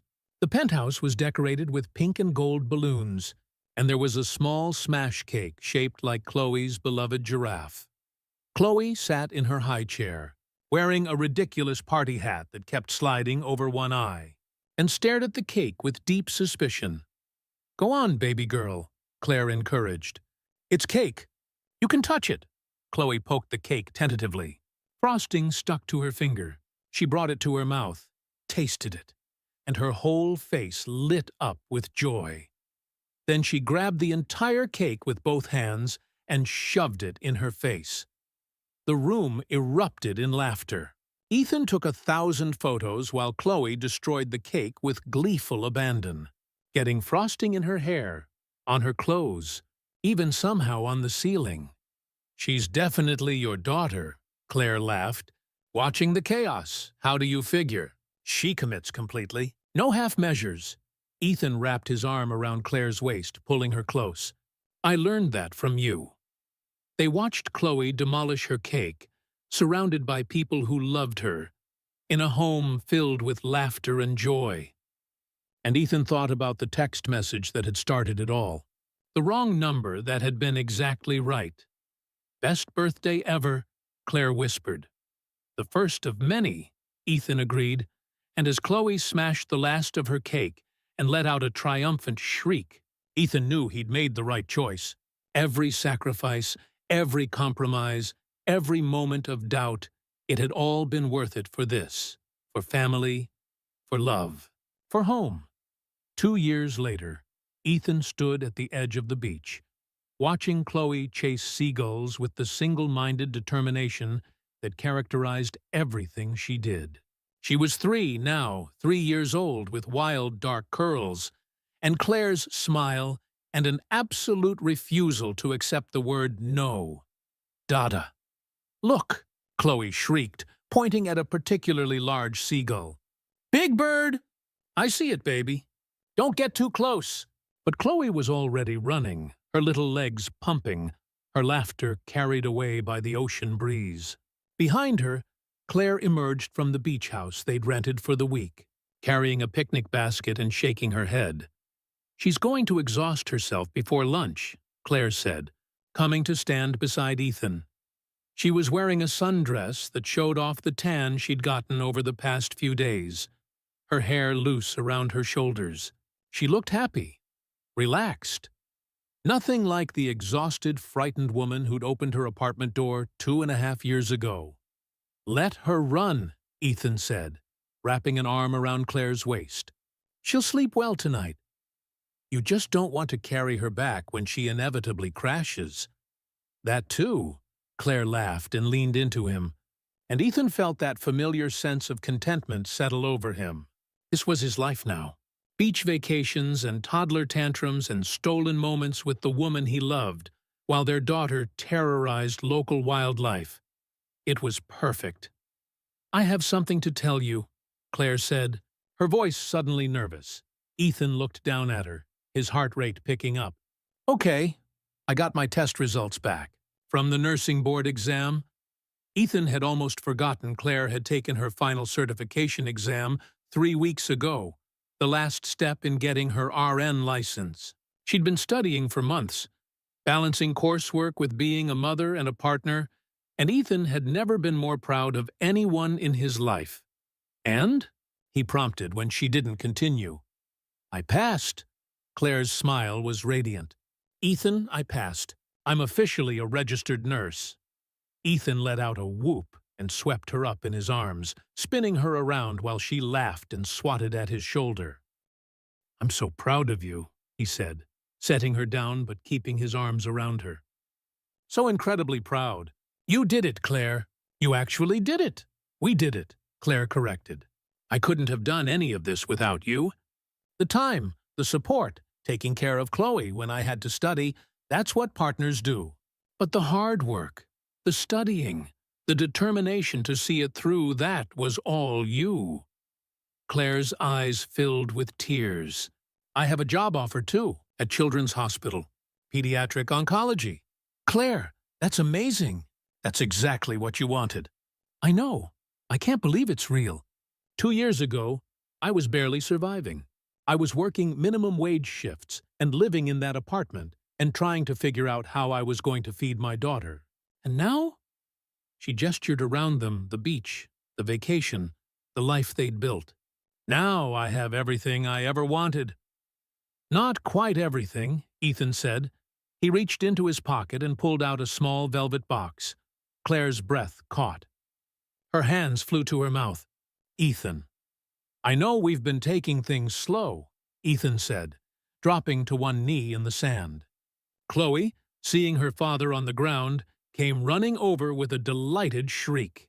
And I know we agreed to just focus on being a family. But Claire, I've been in love with you for 7 years. I wasted 5 of those years being an idiot. And I don't want to waste another second. He opened the box, revealing a simple platinum band with a single diamond.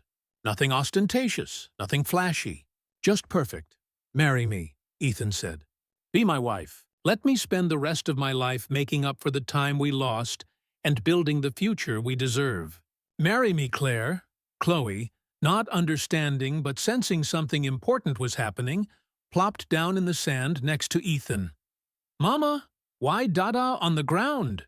Claire was crying now, tears streaming down her face. Ethan, I know I don't deserve you. I know I screwed up more times than I can count. But I swear to you, Claire, I will spend every day for the rest of my life proving that I'm worthy of you and Chloe. I will choose you, every single time, in every moment, for the rest of my life. Yes, Claire whispered. Then louder. Yes. Yes, of course I'll marry you.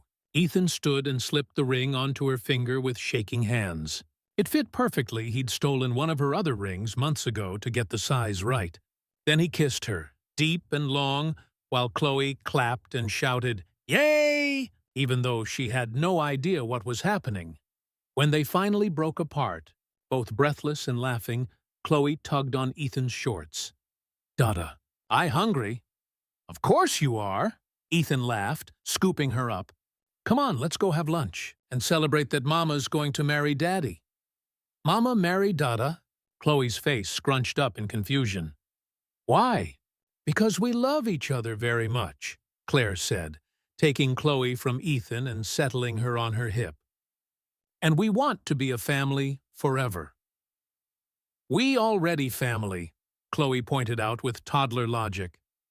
"You're absolutely right," Ethan agreed. "We are, but now we're going to make it official." They spread out the picnic blanket and unpacked lunch while Chloe chattered about the big birds and the wet sand, and a shell she'd found that she was convinced was magic. Ethan couldn't stop staring at the ring on Claire's finger, at the proof that she was really going to be his wife. After they'd eaten and Chloe had exhausted herself building sand castles, the little girl curled up on the blanket between them and fell asleep almost immediately. "She's getting so big," Claire said softly, stroking Chloe's hair. "Sometimes I can't believe she was ever that tiny baby who kept me up all night." "I wish I'd been there for that," Ethan said, the old guilt rising up. "I know. But you're here now. You've been here for everything since. Her first steps, her first words, her first tantrum in the grocery store when she couldn't have candy." Ethan smiled, remembering. Chloe had an impressive set of lungs when she wanted something. "I've been thinking," Claire said carefully, "about having another baby." Ethan's head snapped up. "Really? Maybe. Eventually. I want Chloe to have a sibling. And I want," Claire's voice dropped, "I want you to experience all of it. The pregnancy, the birth, those first few months, all the things you missed with Chloe." Ethan felt his throat tighten with emotion. "I'd love that. Whenever you're ready." "Not yet. I want to work for a while first, get established in my career. But maybe in a year or two?" "Sounds perfect." They sat in comfortable silence, watching the waves roll in, Chloe sleeping peacefully between them. And Ethan thought about how far they'd come, from that desperate text message to this moment engaged, happy, a family. "Thank you," he said suddenly. Claire looked at him, puzzled. "For what?" "For giving me another chance. For not giving up on me even when I'd given up on myself. For loving me enough to let me prove I'd changed." "Ethan." "No, let me finish." Ethan took her hand, his thumb brushing over the engagement ring. "I know I don't say it enough, but you saved my life, Claire. Not just by giving me Chloe, though she's the best thing that ever happened to me, but by showing me what actually matters. By teaching me that success means nothing if you have no one to share it with. You made me want to be better. You made me want to deserve you." "You do deserve me," Claire said firmly. "You've proven that 1,000 times over. The way you love Chloe, the way you've supported my dreams, the way you show up every single day without fail, that's who you are now. And I love you for it. I love you too, more than I ever thought it was possible to love someone." They kissed over Chloe's sleeping form, and Ethan felt like the luckiest man alive. He'd almost lost this, had almost let pride and ambition rob him of the only things that truly mattered. But fate or luck, or a random wrong number, had given him a second chance, and he wasn't going to waste it. The wedding took place 6 months later in a small garden in Central Park. It wasn't the kind of wedding Ethan could have afforded. No massive guest list, no celebrities or business connections, no million-dollar venue. Just 50 people who actually mattered. Claire's nursing school friends, Mrs. Lynn and half her building, who'd adopted Claire and Chloe as family. Ethan's new COO, Monica, and her husband. A handful of investors who'd become genuine friends over the years. And Chloe, of course, as the flower girl. She took her job very seriously, scattering petals with intense concentration, until she spotted a butterfly and abandoned her duties entirely to chase it down the aisle. The guests laughed, and Claire's eyes filled with happy tears, and Ethan thought, This is everything. Claire looked stunning in a simple white dress, her hair twisted up with flowers woven through it. When she walked down the aisle, no father to give her away, because she'd never needed anyone's permission to choose her own life. Ethan felt his breath catch. The ceremony was short and sweet. They'd written their own vows, and when it was Ethan's turn, he looked into Claire's eyes and spoke from the heart. Claire, 7 years ago, I fell in love with a woman who saw the best in me even when I couldn't see it myself. 5 years ago, I made the biggest mistake of my life and let you go. 2.5 years ago, you sent a text message that changed everything. And today, I get to marry you. I get to promise, in front of everyone who matters, that I will choose you every single day for the rest of my life. I will be the husband you deserve, the father Chloe deserves, the partner you can count on, no matter what. I will love you in the big moments and the small ones, when you're celebrating and when you're struggling, when we're young and when we're old. You are my home, Claire Donovan, and I will spend every day proving that you made the right choice in giving me another chance. By the time he finished, there wasn't a dry eye in the garden. Claire was crying openly, and when it was her turn, her voice shook with emotion. Ethan, you once asked me why I kept your number saved as my emergency contact. The truth is, even when I thought I'd lost you forever, some part of me knew you were the person I'd call if I ever really needed help. And when I sent that text 2.5 years ago, desperate, broke, and terrified, you showed up. You didn't just send money. You didn't just fulfill an obligation. You showed up and you stayed. You've been showing up every day since. You've proven that love isn't just about the grand gestures or the perfect moments. It's about choosing each other every single day, about being present, about building something real together. I love you, Ethan Mercer. I've loved you for 7 years, and I'll love you for the rest of my life. When the officiant pronounced them husband and wife and told Ethan he could kiss his bride, Ethan pulled Claire close and kissed her with all the love and gratitude and hope he felt. The guests cheered, and somewhere in the crowd, Chloe shouted, "Dada kissing mama!" with scandalized delight. The reception was held in a nearby restaurant, intimate and warm. They had dinner and dancing and cake. Chloe got frosting everywhere. Naturally.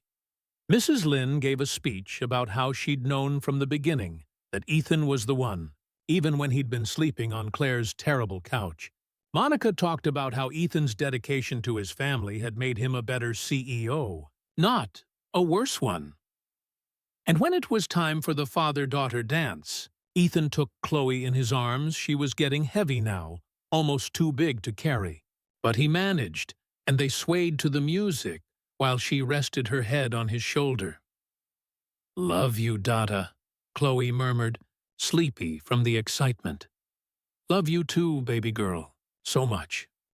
He looked over Chloe's head and found Claire watching them, her hand resting on her stomach. She caught his eye and smiled, and in that smile, Ethan saw their whole future laid out before them. More children, maybe. More milestones and challenges and ordinary, beautiful moments. Growing old together. Building a life that was worth all the struggles it had taken to get here. Later, after Chloe had fallen asleep on Mrs. Lynn's lap and the party had wound down to just close friends sharing stories and laughter, Ethan pulled Claire aside. "Happy?" he asked. "Deliriously," Claire replied. You. I've never been happier in my entire life. Ethan pulled her close, and they swayed to the music still playing softly in the background. Thank you for the wrong number, Claire laughed. It was the best mistake I ever made. It wasn't a mistake, Ethan corrected. It was fate giving us another chance. And this time, we got it right. We really did. They kissed, and around them, their family and friends cheered and celebrated the love that had survived everything separation. Doubt, fear, and time itself. Because some loves were strong enough to overcome any obstacle, patient enough to wait for the right moment, deep enough to forgive the unforgivable. And this love, Ethan and Claire's love, was all of that, and more. It was the kind of love that changed lives, that built families, that turned wrong numbers into right choices, and second chances into forever. As the night drew to a close, and they prepared to leave for their honeymoon just 3 days, because they couldn't bear to be away from Chloe longer, Ethan looked back at their wedding party, at Mrs. Lynn holding his sleeping daughter, at the friends who'd supported them through everything, at the life they'd built from the ashes of their broken past. Come on, Mr. Mercer, Claire said, tugging his hand. Time to start our happily ever after, Ethan. Smiled and let his wife, lead him toward their future, a future filled with love and laughter and ordinary, extraordinary moments. Future they'd almost lost but had fought to reclaim. A future that had started with a desperate text message, a wrong number, and a second chance they'd both needed more than they'd known. And it was perfect. 5 years later, Ethan Mercer stood in the kitchen of their home, not the penthouse, but a house in the suburbs with a yard and a swing set, making pancakes while chaos erupted around him. Chloe, now 8, was helping her brother Jacob, age 4, with his shoes, or trying to. Jacob had different ideas about which shoes to wear and was expressing his opinions loudly. The light-up ones, Jake! Come on! No, want the dinosaur shoes. The dinosaur shoes are dirty. Don't care. From the living room, Claire called out, 5 minutes until we need to leave for school. Chloe, just let him wear the dinosaur shoes. But Mom, they're dirty. Life is dirty, sweetheart. Pick your battles. Ethan flipped the last pancake onto the plate and turned to see his youngest, 2-year-old Lily, covered head to toe in syrup. She looked up at him with Claire's brown eyes and his mischievous smile and said, Oops. Oops is right, Ethan laughed, scooping her up. How did you even get the syrup? Magic, Lily declared seriously. Claire appeared in the kitchen doorway, already dressed for work in her scrubs, and took one look at Lily. New record. She's been up for 15 minutes. I'm putting her in the bath. We don't have time for a bath. Just wipe her down and change her clothes. Chloe's going to be late for school. This was their life now. Chaotic mornings and sibling fights and syrup-covered toddlers. Birthday parties and school plays and bedtime stories. Game nights and family dinners and squabbles over who got to sit where. It was messy and loud and exhausting and absolutely perfect. After Ethan had cleaned Lily up somewhat, and they'd successfully gotten Chloe off to school and Jacob to preschool, he returned home to find Claire sitting at the kitchen table with her coffee, looking at something on her phone. Remember that text message? She asked as he sat down beside her. The wrong number? How could I forget? I still have it. Claire showed him her phone, scrolled way back in their message history. There it was. Please, I know I have no right to ask, but I'm desperate. 7 years ago, Ethan marveled. Hard to believe. Do you ever wonder what would have happened if you'd ignored it? If you'd just deleted the message and moved on? Ethan thought about it. Thought about the life he might have had. Successful, yes. Rich beyond measure. But alone. Always alone. Never knowing about Chloe or Jacob or Lily. Never having Claire. Never having this beautiful, chaotic, perfect life. Not for a second, he said. Best text message I ever received. Even though it was meant for someone else? Especially because it was meant for someone else. Ethan pulled Claire close. It was fate's way of giving us another chance, of making sure we found our way back to each other. From upstairs came a crash, followed by Lily's voice. "Not me, Dada!" Claire sighed and stood. "I've got her. You've got the conference call at 10, right?" "I do, but I'll be done by 3 for pickup." "Perfect." Claire kissed him. "I love you, Mr. Mercer." "I love you too, Mrs. Mercer." As Claire headed upstairs to deal with whatever catastrophe Lily had created, Ethan sat at the kitchen table in their chaotic, messy, wonderful home and smiled. He'd spent 5 years chasing success before realizing that he'd been running toward the wrong thing. Real success wasn't measured in dollars or deals or power.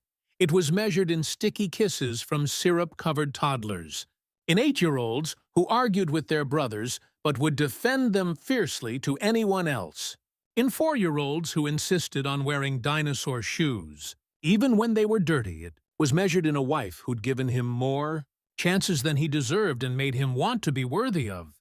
Every single one. It was measured in moments, like these ordinary, chaotic, perfect moments that made up a life worth living. Ethan picked up his phone and looked at the text message one more time, the wrong number that had changed everything. Then he added a note to his calendar. Anniversary of the text. Celebrate with Claire tonight. Because some mistakes were worth celebrating. Some wrong numbers led you exactly where you were supposed to be. And some love stories started with a desperate plea for help and ended with forever. Ethan Mercer was living proof of that, and he wouldn't change a single thing. Sometimes the wrong number leads you to exactly the right place. Second chances aren't just about fixing past mistakes. They're about becoming the person you were always meant to be. True success isn't measured in wealth or status, but in the love you give and receive, the family you build, and the courage to choose what really matters over what merely looks impressive. The greatest tragedy isn't failure, it's succeeding at the wrong things and realizing too late that you've lost what actually mattered. But with humility, persistence, and genuine change, even the deepest mistakes can be transformed into the foundation of something beautiful.